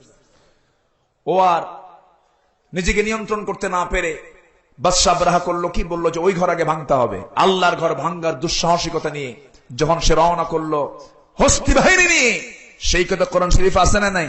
আছে। ভাঙতে আসলো, ভাঙ্গার আগে ত্রাস সৃষ্টি করলো। সমস্ত মক্কার লোকের কারো উট, কারো দুম্বা, কারো ছাগল, এগুলো সব অপহরণ করে নিয়ে চলে যাচ্ছে। এরপর তখন মক্কার লিডার হচ্ছেন আমার নবীজির দাদা আব্দুল মুত্তালিব। তার কাছে আবরাহার লোকজন এসে বলল, আব্দুল মুত্তালিব তোমাদের ঘর তো আমরা ভাঙতে আসছি, তো তোমার এই ব্যাপারে কি প্ল্যান করলো? তোমরা কি যুদ্ধ করবা? আব্দুল মুত্তালিব বললেন, তোমরা কার ঘর ভাঙতে আসতেছো? তোমাদের ঘর না, ওই ঘর আমাদের না। কার ঘর? ওই ঘর কার? ওই ঘর কার? বিশ্বাস আছে না নাই? বিশ্বাস আছে না নাই? যখন বলছে তোমাদের ঘর কেনা, ওটা আমাদের ঘর না, ওটা আল্লাহর ঘর। ভাঙতে আসতেছি, ভাঙতে আসো, ভাঙতে আসো। ওই ব্যাপারে আমার কোনো টেনশন নাই। ঘর যার চিন্তা তার, যেরকম সুবহানাল্লাহ, ঘর যার চিন্তা তার।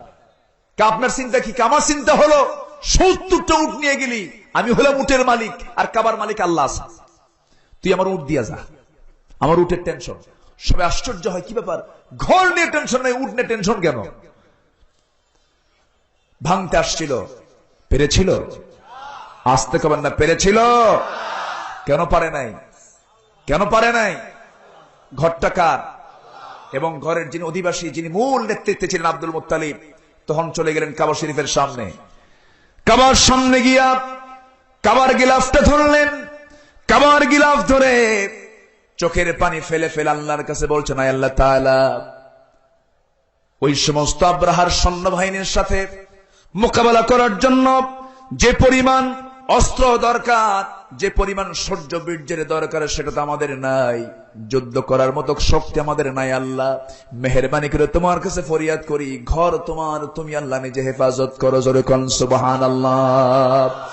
وَأَرْسَلَ عَلَيْهِمْ طَيْرًا أَبَابِيلَ تَرْمِيهِمْ بِحِجَارَةٍ مِّن سِجِّيلٍ فَجَعَلَهُمْ كَعَصْفٍ مَّأْكُولٍ। আল্লাহ রাব্বুল আলামিন তাদেরকে চিবানোভুষির ন্যায় নাস্তানাবুদ করলেন। সিজ্জিল নামক বোমা নিক্ষেপ করলেন, জঙ্গি বিমান হামলা করলেন। বিমান হামলা করে 2টা করে বোমা নিক্ষেপ করা হলো। সেই বোমাগুলো এত ছোট, সেই ছোটটা এত ছোট যে সরিষার যে দানা আছে তার চেয়েও ছোট। যে কোনো জিনিস ছোট হলে তার ঝাল কম হয় না বেশি হয়? দেখবেন বড় বড় মরিচ, এত হাত, এক আঙ্গুল পরিমাণ বড় বড় মরিচগুলোর ঝাল কম হয় না বেশি হয়? কম হয়। আর যেগুলো উল্টা মরিচ আছে না, কিছু ছোট ছোট মরিচ, কিন্তু তার ঝাল কম না বেশি? বেশি। ওই ছোট্ট ছোট্ট বোমাগুলো ওই শত্রুদের মাথার মধ্যে ঢুকি পিছন দিয়ে বের হয়ে 7 তবক জমিন পর্যন্ত পৌঁছে গেল। আল্লাহ রাব্বুল আলামিন তাদেরকে চিবানোভুষির নাই দুনিয়া থেকে বিদায় করে বুঝায় দিলেন, ও দুনিয়ার কাফের বেঈমানেরা, আল্লাহর বিরুদ্ধে, নবীর বিরুদ্ধে, কোরআনের বিরুদ্ধে, ইসলামের বিরুদ্ধে যদি কোনো তোমরা ষড়যন্ত্র করো, তোমাদেরকে ওই সমস্ত কাফের বেঈমানদের মতো ধ্বংস হতে হবে। আসতে কবেন না স্লোগান, ঠিক কিনা? আমার নবীজি সে আব্দুল মুত্তালিবের তিনি নাতি ছিলেন। 25 বছর পার হলো, দাম্পত্যময় জীবন পার করলেন 15টি বছর ধরে। 15টি বছর যখন পার হলো, এর মধ্যেই তিনি হালফুল ফুজুল গঠন করেছিলেন। হালফুল ফুজুল গঠন করে তিনি কি সফল হয়েছেন না ব্যর্থ হয়েছেন? সফল হননি। হালফুল ফুজুল গঠন করেছেন ঠিক, কিন্তু এটাকে বাস্তবে রূপ দিতে পারেননি। কারণ সেখানে কোনো ওহির জ্ঞান ছিল, ওহির হুকুম ছিল না। তিনি চেষ্টা করলেন সত্যগুলো সন্ধান করার জন্য। জাবেলে নূরে থাকলেন, দীর্ঘ 5টা বছর ধ্যানমগ্ন থাকলেন, নবুয়ত পেলেন। জিবরাইল আসলেন, যে সমস্ত নবীর কাছে যে ফেরেশতা এসেছেন সেই ফেরেশতা তার কাছে আসলেন, নবুয়ত পেলেন। নবুয়ত পেয়ে সোজা জাবেলে নূর থেকে চলে গেলেন নিজের বাড়িতে। খাদিজার সামনে এসে বলছেন, খাদিজা, আমি আল্লাহর নবী, তোমার কি বিশ্বাস হয়? খাদিজা চোখের পানি মুছতে মুছতে বলছেন, আমার স্বামী, 15টি বছর ধরে দাম্পত্যময় জীবন চালালাম, আপনি যে আল্লাহর নবী হবেন এমন চরিত্র আমি আপনার কাছ থেকে পেয়েছি। একটু আস্তে কোন সুবহানাল্লাহ। ভাইরে, সবার কাছে হুজুর হওয়া যায়, বইয়ের কাছে কিন্তু হুজুর হওয়া যায় না। এত সস্তা না। সবার কাছে নেতা হওয়া যায়, বইয়ের কাছে নেতাগিরি খাটানো একটু কঠিন হয়। ডিসি অফিসে খুব ডিসিগিরি করতে পারেন, বইয়ের সামনে ডিসিগিরি করা খুব কঠিন। হুজুরগিরি করতে পারেন, কিন্তু বইয়ের কাছে হুজুরগিরি করা কঠিন। যখন কোনো কথা বলে তখন বলে, তুমি কয় নাম্বার হুজুর এটা আমার জানা আছে। আমার কথা কি বুঝতেছেন? তুমি কত নাম্বার নেতা এটা আমার জানা আছে। বইয়ের কাছে কিন্তু মাতব্বরি থাকে না। রাসূল এসে যখন বললেন, খাদিজা, আমি আল্লাহর নবী, তোমার কি বিশ্বাস হয়? খাদিজা কেঁদে ফেললেন। কেঁদে ফেলে বললেন, হে আমার স্বামী, আপনি যে আল্লাহর নবী হবেন এতে বিন্দু পরিমাণ কোনো সন্দেহ নাই। আমি আর দেরি করতে চাই না, আপনি আমাকে পড়িয়ে দেন লা ইলাহা ইল্লাল্লাহু মুহাম্মাদুর রাসূলুল্লাহ সাল্লাল্লাহু আলাইহি ওয়াসাল্লাম। আমার নবীজি তাকে কালিমা পড়ায়া দিলেন। কালিমা পড়ার সঙ্গে সঙ্গে আমার নবীজি দাওয়াত দিতে গেলেন বন্ধুদের কাছে। বন্ধু সাড়া দিলেন আবু বকর, এরপর আলীও সাড়া দিলেন। এই দাওয়াতি কাজ করতে করতে হঠাৎ করে আবুল আহাবের কানে যখন সংবাদ চলে গেল, আবুল আহাব শোনার সঙ্গে সঙ্গে খুশি হলো না রাগ করলো? খুশি হলো না রাগ করলো? রাগ করে ফেলে রসুলের আবুল আহাব রসুলের কি হয়? আস্তে কনকন কি হয়? গ্রাম্য চাচা নাকি আপন চাচা?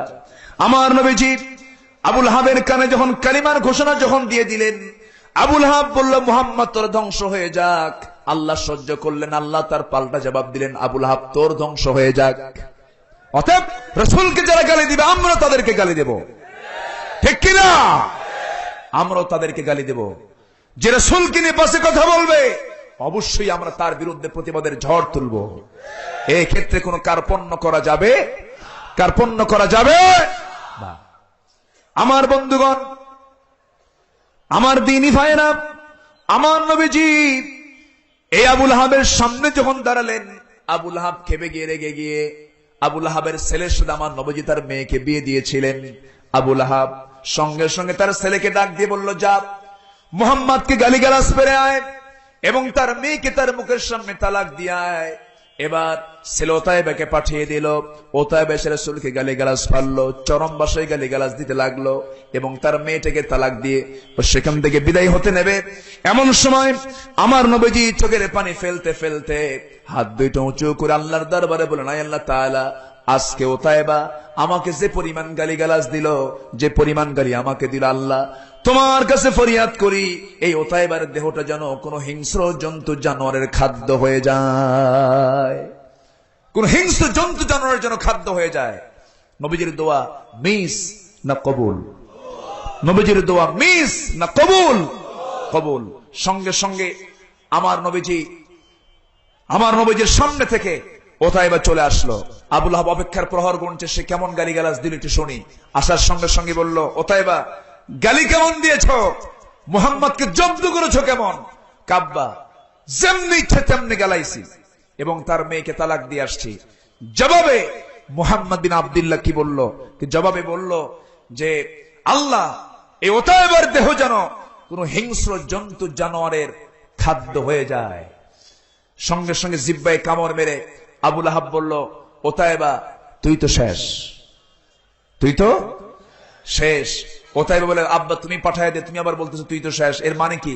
মুহাম্মদ যা বলে তাই হয়ে যায়। একটু আস্তে কোন সুবহানাল্লাহ, একটু জোরে কোন সুবহানাল্লাহ।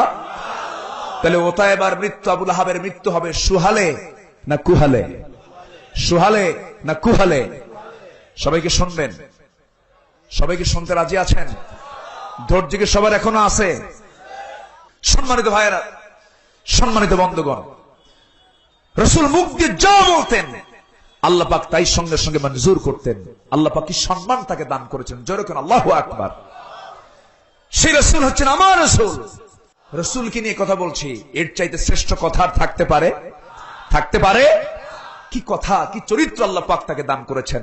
ছোটর মাঝে যেতেন, ছোটদের প্রিয় হয়ে যেতেন। বউয়ের মাঝে যেতেন, বউদের প্রিয় হয়ে যেতেন। সাহাবীদের মাঝে যেতেন, সাহাবীদের প্রিয় হয়ে যেতেন। যেরকম সুবহানাল্লাহ। ছোট্ট ছোট্ট বাচ্চারা খেলাধুলা ছেড়ে নবীর সঙ্গে তারা খেলাধুলা করতো, যেরকম সুবহানাল্লাহ। আমার নবীজি হোসেনকে খুব আদর করতেন, মোহাব্বত করতেন। মাঝে মাঝে রাসূল হামাগুড়ি দিয়ে ঘোড়ার মতো হতেন। হোসেন আমার নবীর পিঠের উপরে বসে বলতেন, ঘোড়া যা, ঘোড়া যা। আমার রাসূল গোটা ঘর ঘুরে বেড়াতেন, যেরকম সুবহানাল্লাহ। আমার নবীজি কি মোহাব্বত করতেন।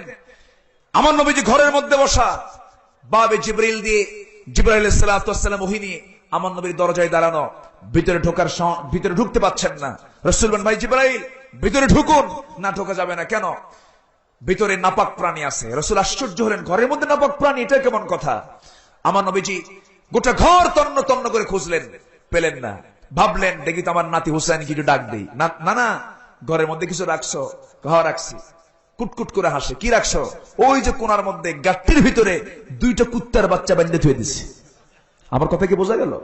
নাতিপুতিরা তো এগুলোই করে। রাসূল একটু ধমকও দিলেন না, একটু চোখ বড় করলেন না, মাথায় হাত দিয়ে স্নেহ দিয়ে চুমো দিয়ে আস্তে করে কুকুর ছানাগুলোকে বের করে জিব্রাইলকে ভিতরে ঢুকা নিলেন। জোরে করুন সুবহানাল্লাহ।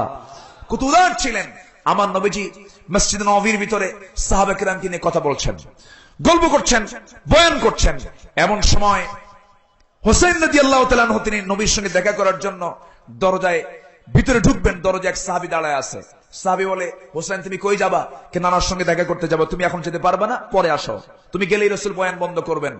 চোখ এইরকম বড় করে সাহাবীর দিকে তাকায় বলে, এই আমারে চিনো? আমি কে? আমার পরিচয়টা কি তুমি জানো? আমার সম্মানটা কি? তোমরা যে নবীর কথা বসে বসে শোনো, সেই নবীর চাইতে আমি হুসাইন হাজার হাজার গুণে বড়। একটু আস্তে কোন সুবহানাল্লাহ। আমি হাজার হাজার গুণে বড়। সাহাবী থরথর করে কাঁপে আর মনে মনে কয়, বাপ যেমন বেটাও তেমন।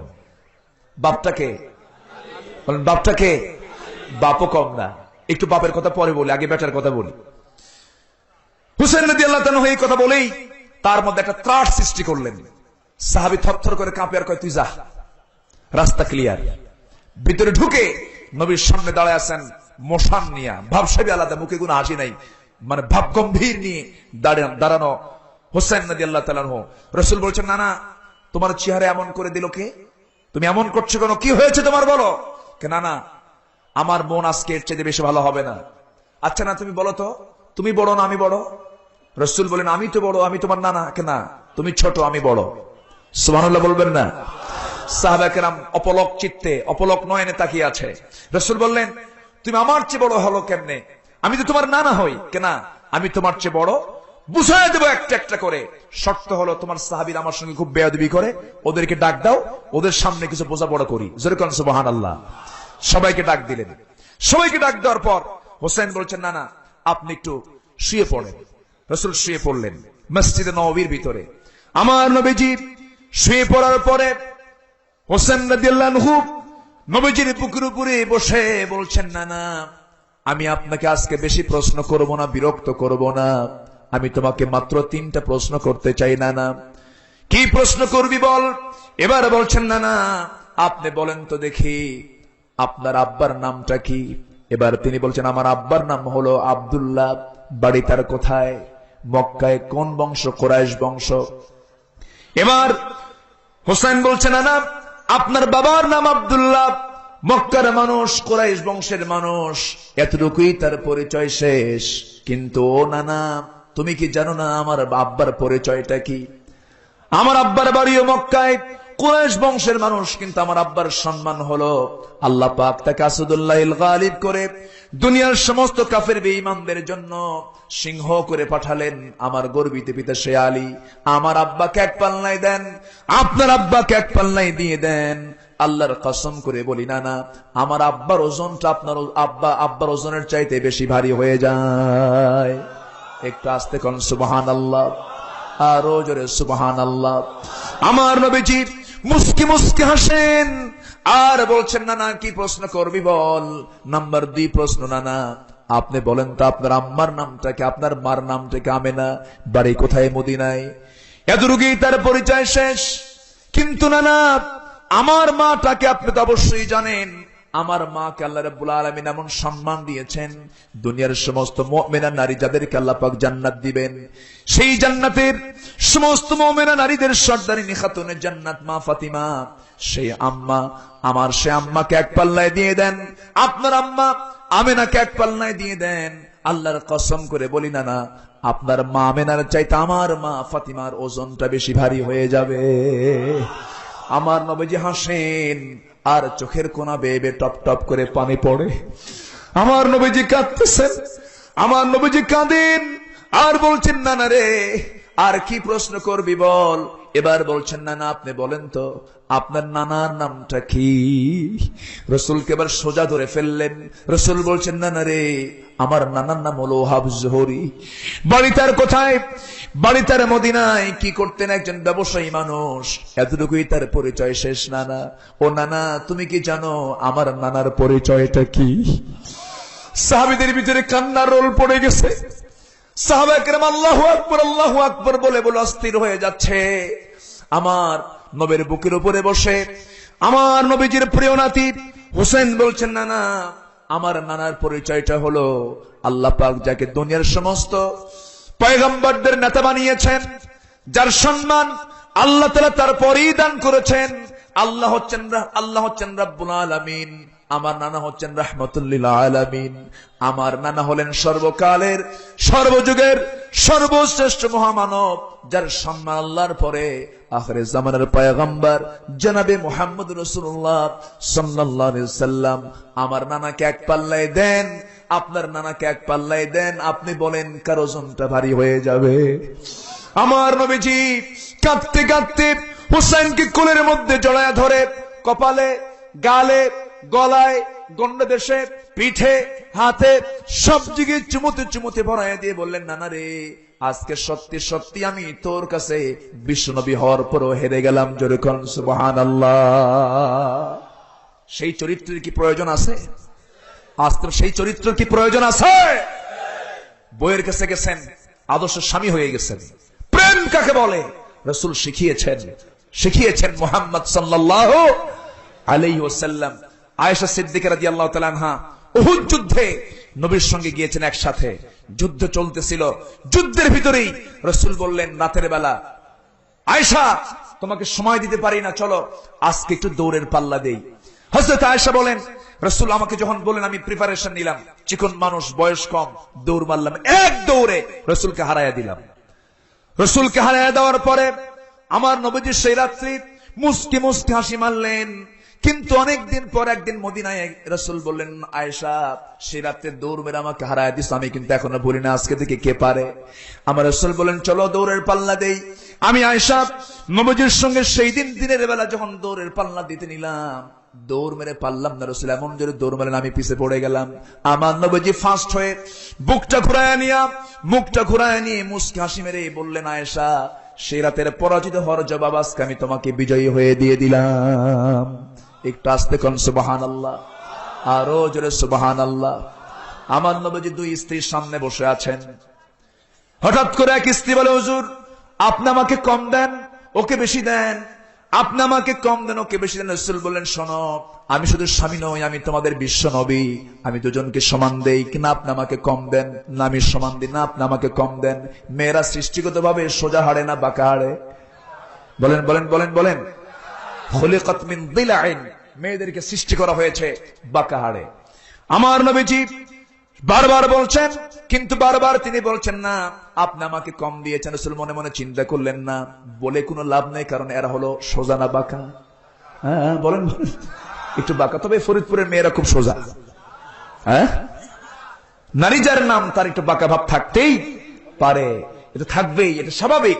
আমার নবীজি করলেন কি, আর কোনো কথা বললেন না। ইতিমধ্যে আমার নবীজির সঙ্গে দেখা করার জন্য নবীজির একজন শ্বশুরও ছিলেন, ওমরে ফারুক রাদিয়াল্লাহু আনহু দরজায় এসে ডাকতেছেন। দরজায় নক করলেন, দরজায় নক করে বলছেন, হুজুর আমি ওমরে ফারুক আপনার সঙ্গে দেখা করার জন্য আসছি। কি তাই? রাসূল কারীম সাল্লাল্লাহু আলাইহি ওয়াসাল্লাম ওমরের নাম শুনেই সামনের দিকে আগায় গেলেন। আর ওমর যখন তার নিজের পরিচয় দিয়েছেন, নবীজির সামনে বসে থাকা দুই স্ত্রী ভয়ে দৌড় মেরে অন্য ঘরে গিয়ে আশ্রয় নিছে। আমার নবীজি মুস্কি মুস্কি হেসে দরজার কাছে এসে দরজাটা খুললেন। দরজা খোলার সঙ্গে সঙ্গে ওমরে ফারুক রাসূলকে সালাম দিচ্ছেন। আমার নবীজির সালামের জবাব নিয়ে মুস্কি মুস্কি হাসি মারলেন, জবাবটা দিলেন। ওমরে ফারুক রাদিয়াল্লাহু আনহু মনে মনে চিন্তা করলেন, রাসূল বুঝি আমার কোনো ভুল দেখেছেন, সেজন্য তিনি হাসতেছেন। এবার তিনি বলছেন, হুজুর আমার কি দেখে আপনি হাসেন? রাসূল বলছেন, না রে ওমর, আমি তোমার কিছু দেখে হাসি না। আপনি হাসেন কেন? রাসূল বলছেন, ওমর রে, বউ হলো আমার আর ভয় করে তোমার। আল্লাহু আকবার বলবেন না? বউ হলো আমার আর ভয় করে তোমার।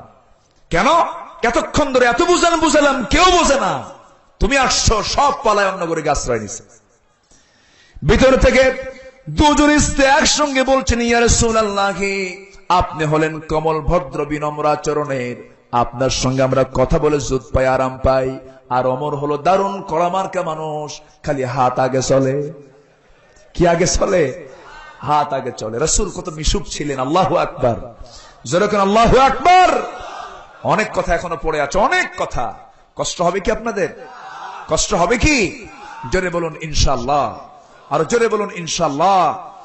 রাসূল ছিলেন নৈতিক চরিত্রের উচ্চতম আসনের একজন ব্যক্তি। তার চেয়ে উত্তম চরিত্র পৃথিবীর আর কারো হতে পারে? আল্লাহ পাক সুন্দর করে সূরা কালামের ভিতরে বলেন, ওয়া ইন্নাকা লাআলা খুলুকিন আযীম, আপনি হলেন সুমহান চরিত্রের অধিকারী। এবং দৃঢ় সংকল্প এবং খোদার প্রতি তার পূর্ণ আস্থা ছিল, বিশ্বাস ছিল শতভাগ। কার উপরে? আসতে বলবেন না, কার উপরে? একজন ইমানদার সবসময় আস্থা আনবে কার উপরে? রাসূল যখন সেই জাবালে সূরে গিয়ে আশ্রয় নিলেন, 3টা দিন 3টা রাত আশ্রয় নিয়েছেন সেই গুহার ভিতরে, সে জায়গায় পরিপূর্ণ বিশ্বাস করেছেন কার উপরে? ইদ আখরাজাহুল্লাযীনা কাফারু সানিয়া ইসনাইন ইদ হুমা ফিল গার ইদ ইয়াকুলু লিসাহিবিহি লা তাহজান ইন্নাল্লাহা মা'ানা। তিনি বলেছেন, হে আবু বকর, চিন্তা করো না, সংকল্প মজবুত করো, সাথে কে আছেন? আল্লাহ আছেন। তিনি ছিলেন উদার, পরোপকারী। যে লোকে আসুক না কেন, তিনি কৃপণ ছিলেন না উদার ছিলেন? রাসূল ছিলেন উদার। আব্দুল্লাহ ইবনে উবাই একজন মুনাফিক, নবীজি তার জানাজাও পড়েছেন। পড়েছেন না? পড়েছেন। কিন্তু জানাজা মুনাফিকের জন্য হাজারবার পড়ুক না কেন, মুনাফিকের কোন দোয়া আল্লাহর দরবারে মঞ্জুর হবে না। ইস্তাগফির লাহুম আও লা তাস্তাগফির লাহুম ইন তাস্তাগফির লাহুম 70 মাররাতান ফালান ইয়াগফিরাল্লাহু লাহুম। রাসূলকে বলা হলো তাওবার 80 নম্বর আয়াত, আপনি দোয়া করেন, আপনি মাফ চান আর না চান, মুনাফিকদের কোন দোয়া আপনি করলেও আমি আল্লাহ কবুল করব না। রাসূল ছিলেন বিনয়ী, অমায়িক। রাসূলকে কঠোর ছিলেন না নরম ছিলেন? فبما رحمة من الله لنت لهم ولو كنت فظا غليظ القلب لانفضوا من حولك فاعف عنهم واستغفر لهم وشاورهم في الامر فاذا عزمت فتوكل على الله। দিল তার নরম ছিল। রাসূল ছিলেন সঠিক পথে নিয়ে আসার পেরেশানির হৃদয়। তার দিলটা ছিল মানুষকে কেমনে ভালোর দিকে নিয়ে আসা যায়। ফালাআল্লাকা বাখিউন নাফসাকা আলা আথারিহিম ইল্লাম তুমিনু বিহাদাল হাদিস আসাফা। আল্লাহু আকবার। রাসূল ছিলেন উম্মতের প্রতি কঠোর হৃদয়ের না উদার হৃদয়ের? বলেন, কঠোর হৃদয়ের না উদার হৃদয়ের? উদার হৃদয়ের ছিল। রাসূল ছিলেন আমাদের জন্য উদার ছিলেন। কিয়ামতের দিন সবাই বলবে নফসি নফসি, আর আমার নবী বলবেন কি? বলেন বলেন বলেন বলেন বলেন, কি বলবেন? উম্মতি উম্মতি। সেই রাসূলকে আমরা পেয়েছি, আমাদের বিশ্বনবী পেয়েছি। রাসূলকে আমাদের ভালোবাসতে হবে জীবনের চাইতে কম না বেশি? আসতে বলবেন না, কম। আসতে কম কম। সেই নবীর আলোচনা হয়, নবীকে কি পরিমাণ সাহাবায়ে কেরাম ভালোবেসেছেন। রাসূল আমাকেও ভালোবেসেছেন। জোরে কোন আল্লাহু আকবার। কি পরিমাণ ভালোবেসেছেন। রাসূল ইন্তেকাল করবেন, ইন্তেকালের সময় হয়ে যাচ্ছে, মৃত্যুবরণ করবেন রাসূল। মালাকুল মউত তার দরজার সামনে হাজির হয়ে যাচ্ছে। এমন সময় দরজায় দাঁড়ানো ফাতিমা রাদিয়াল্লাহু তাআলা আনহা দরজা খুলেই দেখেন সামনে মালাকুল মউত দাঁড়ানো। দরজা ভয় লাগা দিয়ে বলছেন, আব্বা, বাইরে যেন কে দাঁড়ায় আছে। রাসূল বললেন, তুমি যাকে দেখেছো, তোমার সঙ্গে যে দেখা করেছে দুনিয়ার কেউ না, মালাকুল মউত আমার জান কবজের জন্য প্রস্তুত হয়েছে। আল্লাহু আকবার। সেই মালাকুল মউত কি আমাদের সামনে আসবে না? আসতে বলবেন না, আসবে না? সময় কি দেবে আমাদের? সময় দেবে। একটু আগেও আসবে না, একটু পরেও আসবে না। সম্মানিত ভাইয়েরা, রাসূল করিম সাল্লাল্লাহু আলাইহি ওয়াসাল্লাম বললেন, ফাতিমা, উপায় নাই, মালাকুল মউত চলে আসছে, আমার মৃত্যু যখন তখন হয়ে যাবে, দরজা লাগে না, জানালাও লাগে না, আমার সামনে চলে আসবে যে কোনো মুহূর্তে। ফাতিমাকে বিদায় জানায় দিলেন। আয়েশা ঘরের মধ্যে বসে আছেন। আয়েশার উরুর উপরে মাথা রেখে রাসূল শুয়ে আছেন। এমন সময় মালাকুল মউত আজরাইল নবীজির জান কবজ করার জন্য আসতেছেন। কোন মাসে? বলেন বলেন বলেন বলেন বলেন। এই মাসের নামটা কি? রবিউল আউয়াল মাস। আমার নবীজি মালাকুল মউতকে দেখে ফেললেন, সালাম বিনিময় হয়ে গেল। আমার নবীজি বললেন, মালাকুল মউত কি বলতে চাও? তিনি বলছেন, ইয়া রাসূলুল্লাহি, আপনার জান কবজ করতে আসছি, আমার যদি কোনো বেয়াদবি হয়ে যায় আপনি আমাকে দয়া করে মাফ করে দিন। আমার নবীজি বললেন, আল্লাহর যদি পারমিশন পেয়ে থাকে এতে আমার কিছুই করার নাই, তুমি আমার জান কবজের কাজ শুরু করে দাও। এবার মালাকুল মউত বলছেন, ইয়া রাসূলুল্লাহি, পৃথিবীর শুরু থেকে নিয়ে আজ পর্যন্ত যত প্রাণীর জান কবজ করেছি, আজকে আমি ওয়াদা করছি আপনার জানটা অত্যন্ত আসান করে, সহজ করে আপনার জানটা কবজ করব। এই কথা বলে নবীর পাশে আস্তে করে বসে গেলেন। বসে যাওয়ার পর আমার নবীকে লক্ষ্য করে তার জান কবজের প্রক্রিয়া শুরু করবেন মালাকুল মউত। আমার নবীজির বুকের উপরে হাতটা আস্তে করে রাখলেন। হাতটা আস্তে করে রেখে দিয়া যখন জান কবজের প্রক্রিয়া শুরু করবেন, আমার নবীজি চিৎকার মেরে উঠলেন। আমার নবীজি চিৎকার মেরে উঠে বলছেন, আজরাইল রে, হাতটা তাড়াতাড়ি সরায় নাও। সরায় নিলেন। রাসূল বলছেন, আজরাইল, এই যদি তোমার সহজ করে জান কবজের প্রক্রিয়া হয়, তুমি যখন তোমার হাতটা আমার বুকের উপরে রেখেছিলে, তখন যেন মনে হলো আমার উপরে তোমার হাতটা রাখো নাই। আমার বুকের উপরে যেন মনে হয় উহুদ পাহাড়টা যেন তুমি আমার বুকে চাপায়া দিয়েছো। জোরে বলুন সুবহানাল্লাহ, আরো জোরে আল্লাহু আকবার। আল্লাহ কত মহান, আল্লাহ কত মহান।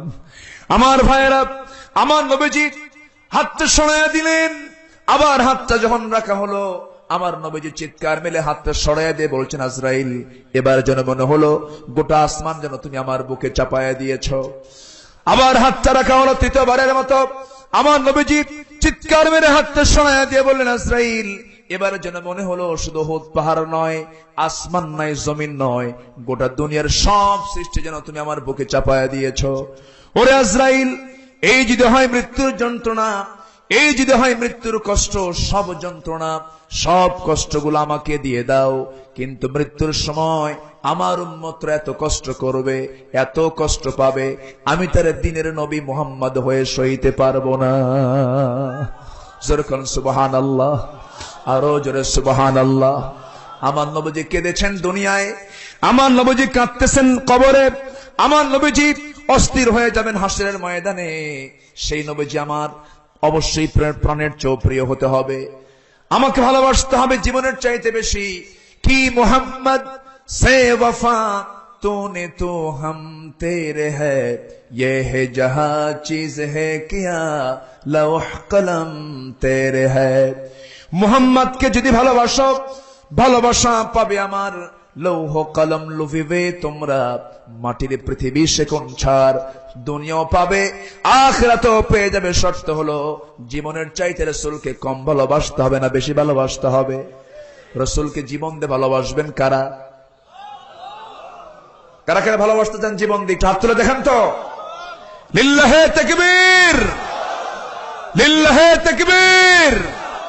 আমার নেতা তোমার নেতা, আমার নেতা তোমার নেতা।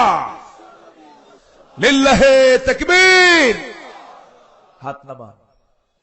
সম্মানিত ভাইরা, রাসূলকে ভালোবাসা হচ্ছে ঈমানের দাবি। এই মাসে আমরা এই সিদ্ধান্ত নেব, বুকে লালন করব রাসূলের চরিত্র, জীবনে লালন করব রাসূলের চরিত্র। আর নবী বিরোধী, কোরআন বিরোধী, রাসূল বিরোধী কোন বক্তব্য আসলে আমরা তার জিহ্বা কেটে ছাড়বো। সবাই রাজি আছেন তো? এই হোক আমাদের সিদ্ধান্ত, জোরে বলি ইনশাআল্লাহ। সবাইকে নামাজ পড়তে রাজি আছেন? সবাইকে নামাজ পড়তে রাজি আছেন? কয় ওয়াক্ত নামাজ? কয় ওয়াক্ত নামাজ? একা না জামাতে? মনোযোগে না মনোযোগে? বুঝে না না বুঝে? জেনে না না জেনে? কারা কারা পড়বেন একটু হাত তুলে দেখেন তো। জোরে বলুন হে আল্লাহ। আরো জোরে হে আল্লাহ, আরো জোরে হে আল্লাহ। আমাদেরকে 5 ওয়াক্ত সালাত আদায় করার তৌফিক তুমি আল্লাহ দিয়া দাও। জোরে বলি আমিন, আরো জোরে আমিন, আরো জোরে আমিন। হাত নামান। কষ্ট হলো নামাজ পড়তে? নামাজ পড়তে কষ্ট হবে। নামাজ কার জন্য পড়বো? আসতে বলবেন না, কার জন্য পড়বো? আল্লাহর জন্য পড়তে হবে। নামাজ আমরা কেউ ছেড়ে দেব? যে দরবারে গেলে নামাজ লাগে না সেই দরবারে যাওয়া যাবে? সেদিন কে যেন একটা আলোচনা করতেছে, সে আলোচনায় বলা হলো সে এক লোক নাকি এক পীরের মুরিদ হতে গেছে। আমি পীর বিরোধী কোন লোক নাকি, তবে ভুল বুঝবেন না, আমি পীরকে শ্রদ্ধা করি, কিন্তু যে পীরের দরবারে গেলে নামাজ লাগে না ওটা পীর জাদা নয়, ওটা হারাম জাদা। আসতে খাবেন না সেরকম, ঠিক কিনা? যে পীরের দরবারে নামাজ নাই সে পীরের মুখে জুতা মারা দরকার। কিনা? এই ক্ষেত্রে শক্ত থাকতে হবে। নামাজ আছে, ঠিক আছে, নামাজ নাই, ঠিক আছে, ঠিক আছে। কে যেন একটা ওয়াজে বলতেছে যে এক লোক গেছে মুড়ি ধোয়ার জন্য, পীর বলছে তুই নামাজ বাদ দে। এখন এই বেচারা পড়ে গেছে বিপদে, নামাজ বাদ দেবো কেমনে? ফজর নামাজ পড়তে নিয়ে সুন্নত বাদ দিয়ে ফরজ পড়ছে। দুদিন পরে পীরের কাছে যা বলে, পীর সাহেব আমি রাত্রেবেলা স্বপ্ন দেখে রাসূল আমাকে বললেন যে তুমি আমার সুন্নতটা বাদ দিলে কেন? আমার সুন্নত তুমি কেন বাদ দিছো? এখন পীর নাকি বলছে তুই যদি ফরজটা বাদ দিতে আল্লাহ তোর সঙ্গে কথা বলতো। নাউজুবিল্লাহ, যেরকম নাউজুবিল্লাহ। মুরিদ হতে যদি নামাজ ছাড়া লাগে, সেটা কি পীর সাহেব হতে পারে? পীর সাহেব হতে পারে না। আমার দেশে সব এখন পীরজাদা, আসল পীর তো সব মারা গেছেন। এখন সব ছেলেরা হয়ে গেছে পীর। আচ্ছা, নবীর সব ছেলে কি নবী ছিল না কাফেরও ছিল? কাফেরও ছিল। আবার কাফেরের ছেলে নবী আছে না নাই? নূহ আলাইহিস সালামের ছেলে কাফের, কেনান। আবার আজরের ছেলে ইব্রাহিম আলাইহিস সালাম, তিনি আল্লাহর পয়গম্বর। কিন্তু আজ পর্যন্ত দেখলাম না আমার দেশের কোন পীরের ছেলে খারাপ আছে। সব পীরের ছেলে পীরজাদা, দুই একটা হারামজাদা নাই? আসতে কেন? দুই একটা হারামজাদা আছে না নাই? সতর্ক থাকতে হবে। ইমান বিধ্বংসী তারা কামান, ওদের দরবারে আমরা যাব না। জোরে বলি ইনশাআল্লাহ। সেই দরবারে যাব যেই দরবারে গেলে পরে নামাজ থাকবে, পর্দা থাকবে, ইমান থাকবে, শিরকের বিরুদ্ধে আমরা অবস্থান নিতে পারবো। সেই দরবারে আমরা থাকবো। জোরে বলি ইনশাআল্লাহ। আল্লাহ কবুল করুন। জোরে বলি আমিন। আরো জোরে আমিন। যারা আজকের মাহফিলে এসেছেন, অবশ্যই আপনাকে একটা বিষয়ে সবচেয়ে বেশি সতর্ক থাকতে হবে, সেটা হলো আপনার শরীরটাকে ঢাকতে হবে কাপড় দিয়ে। এই হুকুমটা কে দিয়েছেন? ইসলাম নারীকে কখনো সমান অধিকার দিতে পারবে না। ইসলাম নারীকে পুরুষের চাইতে বেশি অধিকার দিয়ে দিয়েছে। ইসলাম নারীকে সবচেয়ে বেশি সম্মানের আসনে সমাসীন করেছে। আল্লাহু আকবার। মা, আপনি ভুল করে এটা বলবেন না যে আমি সমান অধিকার চাই। সমান অধিকার ইসলাম আপনাকে দেবে না। আপনাকে বেশি অধিকার দিয়ে দিয়েছে, বেশি সম্মান দিয়ে দিয়েছে।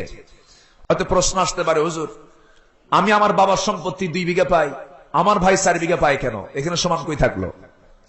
আছে না এরকম প্রশ্ন? আছে না? প্রশ্ন কিন্তু আসতে পারে, কিন্তু না, এর মধ্যেও অবশ্যই রহমত আছে না নাই? কোন একটা কল্যাণ আছে না নাই? আছে। আপনি সব জরিপ করে দেখবেন, একটা মহিলা কিন্তু পুরুষের চাইতে সব সম্পত্তি যোগ করে বেশি হয়। বেশি হয় না? বেশি হয়। স্বামীর কাছ থেকে, বাবার কাছ থেকে, ছেলের কাছ থেকে, মেয়ের কাছ থেকে, ভাইয়ের কাছ থেকে, সব মিলে দেখা যায় স্বামীর চাইতে বইয়ের সম্পত্তি বেশি হয়ে গেছে। যেরকম সুবহানাল্লাহ। এখানে একটা কারণ আছে, এখানে একটা কারণও আছে। এমনকি আল্লাহ পাক মেয়েদের সবকিছুকেই এরকম করে অর্ধেক করেছেন পুরুষের চাইতেও। খাদ্যটা অর্ধেক করেছেন। কেমনে দেখেন, একটা উদাহরণ মনে পড়লো আমার। হযরত আলীর সময়ে দুজন মহিলা একই ঘরে তারা শুয়েছিল। দুজনের পেটেই ছিল সন্তান। ডেলিভারির সময় ওই রাত্রেবেলা শুয়েছিল তারা, ওই রাত্রিতেই তাদের ডেলিভারির সময় হয়ে গেছে। আল্লাহর কি ফায়সালা, অন্ধকার রাতেই দুজনের পেট থেকে সন্তান ভূমিষ্ঠ হয়েছে। কার ছেলে আর একজনের ছেলে একজনের মেয়ে হয়েছে। সকালবেলা তারা তো জানে কার ছেলে আর কার মেয়ে। দুজন মহিলা লাগছে গন্ডগোল। ও বলে এটা আমার ছেলে, ও বলে এটা আমার ছেলে। চূড়ান্ত গন্ডগোল। কেউ আর মেয়ের সন্তান নিতে রাজি না। শেষ পর্যন্ত কেউ রায় দিতে পারে না। আলীর কাছে যাওয়া হলো। হযরত আলী বললেন যে কার ছেলে আর কার মেয়ে, এই ফায়সালা কোরআন শরীফ অনেক আগে আমি পেয়েছি। যেরকম সুবহানাল্লাহ। তখন তার মেডিকেল সায়েন্স ছিল না। হযরত আলী বললেন যাও ওই মহিলাগুলোকে আমার সামনে নিয়ে আসো। নিয়ে আসা হলো। তিনি বললেন কার ছেলে কার মেয়ে তোমরা নিশ্চিত জানো, গন্ডগোল করার দরকার নাই, বাচ্চাগুলো নিয়ে চলে যাও। না, এটা আমার ছেলে। হযরত আলী বললেন এই 2 মহিলাকে নিয়ে যাও, ঘরের মধ্যে তুলে দুজনের স্তন থেকে দুধ বের করো, কাঁচ পাত্রে, কাঁচের গ্লাসে দুধ ভর্তি করো। 2 জন মহিলার স্তন থেকে দুধ বের করে কাঁচের পাত্রে, কাঁচের গ্লাসে যখন রাখা হলো, হযরত আলী বললেন দেখো তো কোন গ্লাসের দুধটা ঘন আর কোন গ্লাসের দুধটা পাতলা। যখন বলা হলো এই গ্লাসের দুধটা ঘন, এই গ্লাসের দুধটা পাতলা, হযরত আলী বললেন যে ঘন দুধ যে স্তন থেকে বের হয়েছে, এই ঘন দুধ যে স্তন থেকে বের হয়েছে, মহান রব্বুল আলামিন ওই ঘন দুধওয়ালিকে ছেলে সন্তানের মা বানিয়ে দিয়েছেন। একটু আস্তে কোন সুবহানাল্লাহ, আরো জোরে সুবহানাল্লাহ। আর পাতলা দুধ যে স্তন থেকে বের হয়েছে, সেই পাতলা দুধওয়ালিকে আল্লাহ পাক মেয়ে সন্তানের মা বানিয়ে দিয়েছেন। এখন সুন্দর করে রায় যখন দেওয়া হলো, দুইজন মহিলা মুস্কি মুস্কি হাসে। হযরত আলী দুজন মহিলার কোলের সন্তান, ছেলের সন্তান ঘন দুধওয়ালিকে দিলেন, মেয়ে সন্তান পাতলা দুধওয়ালিকে দিলেন। দুইজন মহিলার সন্তান দুইটাকে নিয়ে সন্তুষ্ট চিত্তে বাড়ির দিকে রওনা দিয়ে দিল, বাড়ির দিকে চলে গেল। আমার ওয়াজও শেষ হলো। শেষ করব। এখন প্রশ্ন হলো, হুজুর দুধ কেন ঘন হলো, দুধ কেন পাতলা হলো, ওয়াজ আবার শুরু হলো? ঠিক আছে না? কেন পাতলা করলেন? পাতলা করার কারণ হলো, মেডিকেল সায়েন্স বলছে পুরুষ লোকের মাথার ব্রেনের সেল হলো 49টা, মেয়েদের ব্রেনের সেল হলো 39টা। কম কয়টা কম হলো? দোষকার আল্লাহ দোষ দিবেন না, ফয়সালা কার? আসতে কবেন না, ফয়সালা কার? এখন ওই সেল তৈরির জন্য যদি বেশি ঘন দুধ হয়, ব্রেন নষ্ট হয়ে যাবে, স্মৃতিশক্তি হারিয়ে ফেলবে, অসুস্থ হয়ে যাবে। যার জন্য যেটা দরকার আল্লাহ পাক সেই খাদ্য ওইরকম করে দিয়েছেন। আল্লাহ পাক পুরুষের অর্ধেক খাবার দিয়েছেন মেয়েকে, জোরে বলেন সুবহানাল্লাহ। সম্পত্তিও দিয়েছেন বাবার সম্পত্তি ছেলে পাবে 2 ভাগে, মেয়ে পাবে 1 বিঘা। এটা কার সিদ্ধান্ত? আজকে কার সিদ্ধান্ত? কোন মেয়েকে যদি তালাক দেয়, তালাক দেওয়ার পর মেয়ে চলে আসে কার বাড়ি? বাপ নাই, কার বাড়ি? ভাইয়ের বাড়ি। ভাই যদি বলে তুই পাইছিস 10 বিঘা, আমি পাইছি 10 বিঘা, তোর দেখার দরকার আমার নাই, বলতে পারে না? কিন্তু সম্পত্তি যখন অর্ধেক বেশি পাবে, তখন ভাই বলবে না, আমার এই বোনকে দেখার দায়িত্ব কি আছে না নাই? আছে। ইসলাম অকল্যাণ না কল্যাণ? আবার কিছু কিছু ভাই আছে বোনকে সম্পত্তি দেয়, বাপ মারা গেলে পরে বোনকে সম্পত্তি দেয় কেমন করে জানেন? এই হাটে ঘাটের যে জায়গাগুলো আছে, এই জায়গাগুলো ভাইয়ের নামে নেয়, নিয়ে বলে ওই বিলের মধ্যে 2 বিঘা জায়গা তোর জন্য থুয়ে দিছি। এরকম ভাই আছে নাকি? এরকম ভাই মানে ফরিদপুরে নাই। আবার কিছু কিছু বাপও আছে ছেলের জন্য সব সম্পত্তি লিখে দিয়ে মেয়েদেরকে মাহরুম করে হজে যায়। ওটাকে হাজি? ওর কি হজ আল্লাহর দরবারে কবুল হবে? আল্লাহর দরবারে কবুল হবে না। এই সমস্ত বিষয়গুলো আমরা খেয়াল করার চেষ্টা করব। জোরে বলি ইনশাআল্লাহ, আর জোরে বলি ইনশাআল্লাহ। সম্মানিত ভাইয়েরা, সম্মানিত দ্বীনি বন্ধুগণ, মন তো চায় আরো কথা বলি, কিন্তু এত বড় মাহফিল, হাজার হাজার মানুষ বিভিন্ন জেলা থেকে, আমি শুনেছি আশপাশের আরো 5-6 জেলা থেকে এই জায়গায় মাহফিলে সবাই মাহফিল শুনতে এসেছেন। আল্লাহ তুমি তোমার সবার আশাকে নিরাপদ করেছো, যাওয়াকেও তুমি আল্লাহ নিরাপদ করে দাও। জোরে বলি আল্লাহুম্মা আমিন। যেটা বলবো আমি, আমার চরিত্র আপনার চরিত্র একজনই, তিনি হচ্ছেন মুহাম্মদ সাল্লাল্লাহু আলাইহি ওয়াসাল্লাম। আসুন আমরা সময় ক্ষেপণ না করে ধীরে ধীরে আমরা মুনাজাতের দিকে চলে যাব। চাইবো আমরা কার কাছে চাইবো? সবাই তাশাহুদের সুরতে নামাজের মতো করে যে যেখানে আছেন দোয়াটাকে বরকত মনে করে, এবং এই দোয়াকে দোয়া কবুলের সম্ভাবনা মনে করে যে যেখানে আছেন আমরা সবাই আস্তে আস্তে দোয়ার দিকে চলে যাব। আল্লাহর কাছে বলবো, আল্লাহ যেন আমাদের তামাম জিন্দেগীর সকল গুনাহগুলোকে মাফ করে দেন। একটু জোরে বলুন আল্লাহুম্মা আমিন, আরো জোরে আল্লাহুম্মা আমিন। আসুন সবাই বসুন, সবাই বসে পড়ুন, সবাই বলে আস্তাগফিরুল্লাহ রাব্বি মিন কুল্লি যামবিন ওয়া আতুবু ইলাইহি ওয়ালা হাওলা ওয়ালা কুওয়াতা ইল্লা বিল্লাহিল আলিয়্যিল আযীম।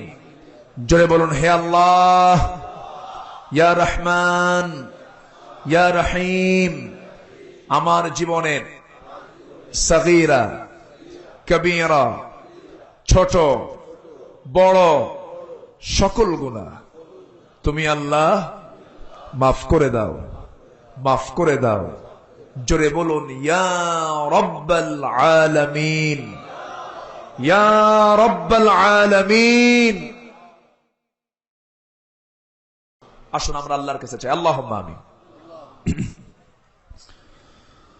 ربنا ظلمنا أنفسنا وإن لم تغفر لنا وترحمنا لنكونن من الخاسرين ربنا لا تزغ قلوبنا بعد إذ هديتنا وهب لنا من لدنك رحمة إنك أنت الوهاب আল্লাহ তাআলা গভীর রাত নিঝুম রাত আকাশের ঝিমানো চাঁদের নিচে হাজার হাজার মুসলমান নরনারীকে নিয়ে তোমার কালামের সূরাতুল আহজাবের পরিচিত একটা আয়াত 21 নম্বর আয়াত তোমার নবীর আদর্শের উপরে তোমার নবীর সিরাতের উপরে তোমার নবীর জীবনের উপরে কিছু হালকা আলোচনার চেষ্টা করেছি আলোচনা শেষান্তে কাঙ্গাল ফিকারির মতো তোমার দরবারে দুটো হাত পেতে আছে আল্লাহ গুনার দিকে নজর দিও না বান্দা মনে করে তামাম জিন্দেগীর সমস্ত গুনাহগুলোকে মেহেরবানি করে মাফ করে দাও আল্লাহ তাআলা আমরা জানি আমাদের এই গুনাহ যত বড় তোমার রহমত তার চেয়ে অনেক বেশি বড় আল্লাহ গুনার দিকে তাকালে আমরা ধ্বংস হয়ে যাব গুনার দিকে নজর দিও না দয়া করে তুমি আল্লাহ আমাদের মাফ করে দাও দুটি হাত যখন তুলে রাখি আপনা আপনি আব্বা আম্মার কথা মনে পড়ে যায় আল্লাহ তাআলা আজকে আব্দুস সামাদ সাহেব যদি আমাদের সঙ্গে থাকতেন হয়তো মাহফিলটা পরিপূর্ণ সুন্দর আকার ধারণ করত আজকে আব্দুস সামাদ সাহেব দুনিয়া থেকে বিদায় নিয়েছেন সন্তানরা তাদের জন্য তার জন্য দোয়া চেয়ে কাঙ্গাল ফিকিরের মতো দুটি হাত পেতে আছেন এইরকম বাবারা ইশারাত ভাইয়ের মতো এখানে হাজার হাজার মানুষ আছেন যারা বাপ হারিয়েছেন মা হারিয়েছেন আল্লাহ তাআলা যারা বাপ চলে গেছেন আম্মা চলে গেছেন আল্লাহ তাআলা সবার জন্য দোয়া করি হারানো পিতামাতার জন্য দোয়া করি আল্লাহ তুমি তোমার কুদরতি রহমতে কোলে তোমার সেই বান্দাগুলোকে লালন পালন করো অনেক আলোচনা শেষ করে বাড়ি ফিরে যাব বাড়িতে ফিরে গিয়ে সবাইকে দেখবো কিন্তু মাকে দেখতে পাবো না রে অনেক আমরা বাড়িতে চলে যাব স্ত্রী পরিবার পরিজন সবাইকে দেখতে পাবো কিন্তু মার ঘরের দিকে তাকায় দেখবো মা আমার নাই মা কবরে চলে গেছে বাবা কবরে চলে গেছে যেই মার চেহারার দিকে তাকালে রহমত নাজিল হয় যেই বাবার চেহারার দিকে তাকালে সাহস যোগে যে বাবার চেহারার দিকে তাকালে আল্লাহ তুমি বরকত রহমত নাজিল করো সেই বরকতি মা সেই বরকতি বাবা যারা চলে গেলেন জিন্দেগীর গুনাহগুলো মাফ করো কবরগুলোকে তুমি আল্লাহ জান্নাতের টুকরা বানায়া দাও আল্লাহ তাআলা এই শীতের ভিতরে মা আমার কত কষ্ট করেছেন 9টি মাস ধরে পেটের মধ্যে আমাকে কেমনে লালন পালন করেছে গর্ভধারণের যন্ত্রণা সহ্য করেছেন ডেলিভারির সময় হয়ে গেছে মার কানে সংবাদ আসলো অমুক বান্ধবী সন্তান ডেলিভারির সময় মারা গেছে মার কানে সংবাদ আসার পরেও চোখের পানি ফেলে ফেলে আল্লাহকে বলে আল্লাহ গো আমার জীবন চলে যাক আমার পেটের সন্তান পৃথিবীতে বেঁচে থাক হায় আল্লাহ তাআলা সেই মা আমার জন্য এত কষ্ট স্বীকার করলেন 2টা বছর দুধ পান করে করে মার সব রক্তগুলোকে চুষে চুষে খেয়ে শেষ করেছি মা রাত্রে ঘুমাতে পারে না কে করে কান্দি জ্বর হয়েছে মাথায় জলপট্টি করে দেন জ্বর সারে না মার ঘুম হয় না মা সকালবেলা সব কাজ সেরে আমাকে নিয়ে ডাক্তারের কাছে গিয়ে বলেন ডাক্তার আমার জীবন চলে যাক আমার সন্তান বেঁচে থাক আয় আল্লাহ তাআলা সেই মা যারা চলে গেল বাপজান যারা চলে গেলেন জিন্দেগীর গুনাহগুলো মাফ করো কবরগুলোকে জান্নাতের বাগিচা বানায়া দাও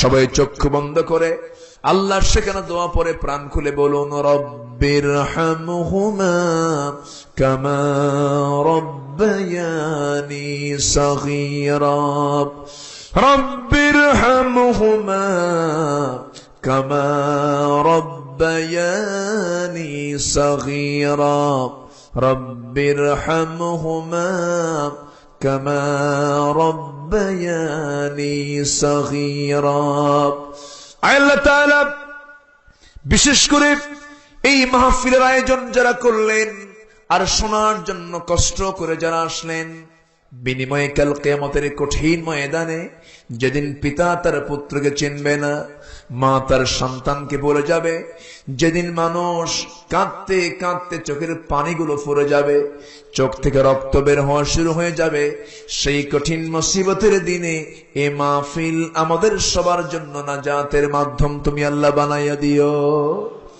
ইশারত ভাই, মোশাররফ ভাই, ইমারত ভাই ভাগ্যবান বান্দাদের নাম, তুমি তাদের খেদমতকে কবুল আর মঞ্জুর করো। চেয়ারম্যান মহোদয়কে তুমি আল্লাহ কবুল আর মঞ্জুর করে নাও, কমিশনার মহোদয়কে কবুল করে নাও, মেহমান বৃন্দকে কবুল করে নাও, বাবুল ভাইকে তুমি আল্লাহ কবুল করে নাও, মিঠু ভাইকে কবুল করে নাও। অনেকের নাম জানি না, যার যা চাওয়া তুমি আল্লাহ দয়া করে কবুল আর মঞ্জুর করে নাও। আমার ডানে, আমার বামে, আমার সামনে পিছনে যত ভাই আর আল্লাহ যত মা বোন হাত তুলেছেন, যার যা চাওয়া তুমি আল্লাহ পাওয়া করে দিও, যার যা সমস্যা তুমি আল্লাহ সমাধান করে দিও, রোগাক্রান্ত থেকে রোগ মুক্ত করে দাও, ঋণগ্রস্ত থেকে ঋণ মুক্ত হওয়ার তৌফিক দিয়ে দাও। এক কথায় যার যা সমস্যা তুমি আল্লাহ দয়া করে সমাধান করে দাও। আল্লাহ গো, গোটা দুনিয়া জুড়ে মুসলমানরা আজকে মার খেতে খেতে শেষ হয়ে গেল।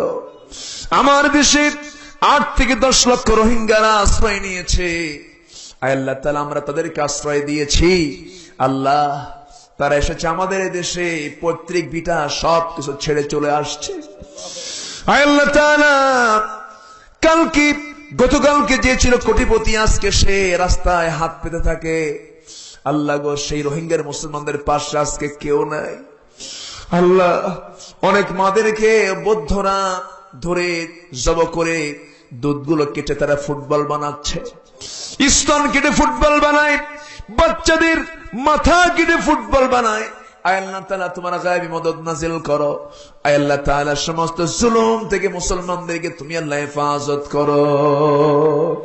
আল্লাহুম্মা দাম্মির আ'দা'আদ-দ্বীন, আল্লাহুম্মা শাত্তিত শামলাহুম, اللهم مزق جماعهم، اللهم دمر ديارهم، اللهم إنا نجعلك في نحورهم ونعوذ بك من شرورهم। আল্লাহ তাআলা রোহিঙ্গাদেরকে মেহেরবানি করে আল্লাহ তাদের পৈতৃক ভিটা আরাকানে তাদের সকল অধিকার নিশ্চিত করে তাদেরকে ফিরে যাওয়ার তৌফিক তুমি আল্লাহ দিয়া দাও। আল্লাহ তাআলা, আমরা একদিন দুনিয়া থেকে বিদায় হব, কে কখন চলে যাব জানি না, তবে ডান হাতে আমলনামা না আসা পর্যন্ত আমাদের কবরে নিও না। আল্লাহ, কখন চলে যাব জানি না, কোন সময় মালাকুল মউত চলে আসবে তাও বলতে পারি না, তবে আল্লাহ গো, এমন ভাবে নিও না যেভাবে নিলে পরে আমরা আসামি হয়ে যাই। আল্লাহ গো, তোমার কালাম জপতে জপতে তোমার জবানবন্দি হাসিল করে তোমার কালাম জপতে জপতে বিদায় হওয়ার তৌফিকটা দিয়ে দিও আল্লাহ। হায় আল্লাহ তাআলা, দুনিয়াতে ফেল করলে পাশ করা যায়, তোমার দরবারে ফেল করলে আমরা পাশ করব কেমনে আল্লাহ? আল্লাহুম্মা হাসিবনি হিসাবান ইয়াসীরা, আল্লাহুম্মা হাসিবনি হিসাবান ইয়াসীরা, আল্লাহুম্মা হাসিবনি হিসাবান ইয়াসীরা। ও আল্লাহ, এই পৃথিবীতে আসার তো সিরিয়াল ছিল, যাওয়ার তো কোনো সিরিয়াল থাকে না। বাবার আগে ছেলে যায়, মার আগে মেয়ে যায়। ও আল্লাহ, কে কখন চলে যাবো আমরা কেউ তো বলতে পারি না। আল্লাহ, মরতে যখন হবে রে, শহীদ মউত কপালে জুটাইয়া দিও। আয় আল্লাহ তাআলা, এই মোনাজাত আমার জীবনের শেষ মোনাজাত হতে পারে, এই চাওয়াটা আমার জীবনের শেষ চাওয়া হতে পারে। কে কখন চলে যাব জানি না। গত বছর এই মাহফিলে ছিলেন অনেকেই কবরস্থ হয়েছেন। এই গ্রামের এই এলাকার কত মানুষ গত বছর ছিলেন, এই বছরে তারা দুনিয়া থেকে বিদায় নিয়েছেন। আল্লাহ গো, আমরা কখন মারা যাব জানি না। আল্লাহ, মেহেরবানি করে তোমার পছন্দের গোলামদের কাতারে আমাদেরকে শামিল করে নিও। আয় আল্লাহ তাআলা, কত স্বপ্ন আপনা গড়েছিলাম, নরম নরম বিছনা ছাড়া ঘুম হয় না। মারা যাওয়ার সঙ্গে সঙ্গে টান মেরে ঘর থেকে বের করে নেবে, জীবনের শেষ গোসলটা হয়ে যাবে, কাপড় চোপড় গুলো খুলে নেবে, এমন জামা পড়ায় দেবে যে জামার সেলাই নাই, পকেট নাই, মাথায় বাঁধন পায়ে বাঁধন দিয়ে দেবে রে। সন্তানগুলো বলবে, বাবা হাত কেন নড়ে না, বাবা হাত ভরে ভরে ফলমূল আনো, আজকের থেকে কে আনবে বাবা? স্ত্রী বলবে, স্বামী আমার কোথায় গেলে, বলেও তো গেলে না রে স্বামী। এই যে ব্যবসার চাবি, এই চাবি আজকের থেকে আমি কাকে দিব? আমার স্বামী গো। কোন জবাব দিতে পারবো না। আমাকে জীবনের শেষ বিদায় দিয়ে দেবে, জানাজা হয়ে যাবে, লোকজন আমার মরা মুখ দেখে দেখে চলে যাবে, খাটনিতে চড়াইয়া দেবে, খাটনিতে চড়াইয়া কবরের দিকে নিয়ে চলে যাবে, কবরের মাটিতে শুয়ে দেবে। ওই কবরের শুয়ে দিয়া মুখের বাঁধন খুলে দেবে। শীতকালে নিচে বালিশ নাই, নিচে কোনো কাঁথা নাই রে। আয় আল্লাহ তাআলা, সে অন্তিম সময় তো সবার সামনে হাজির হয়ে যাবে। আল্লাহ গো, গরমের মধ্যে মৃত্যু হলে পরে কবর খোঁড়ার সঙ্গে সঙ্গে বৃষ্টি দিয়ে কবরটা ভেসে উঠবে। আল্লাহ তাআলা, এই দেহের জন্য কত যত্ন করেছি, এই দেহে কত তেল, কত সাবান, কত পারফিউম লাগাইছি। মারা যাওয়ার সঙ্গে সঙ্গে এই যত্নের দেহ মাটিতে চলে যাবে। জানি না এই দেহটা কোন দিন মাটি খেয়ে ফেলবে রে। আমি দুনিয়াতে থাকতে চাই, দুনিয়া আমাকে লাথি মেরে দুনিয়া থেকে বের করে দেয়। আল্লাহ তাআলা অন্তিম সময় এটা যখন চলে আসবে, জবানে জারি করে দিও কালজয়ী কালেমা তাইয়্যিবা লা ইলাহা ইল্লাল্লাহু মুহাম্মাদুর রাসূলুল্লাহ।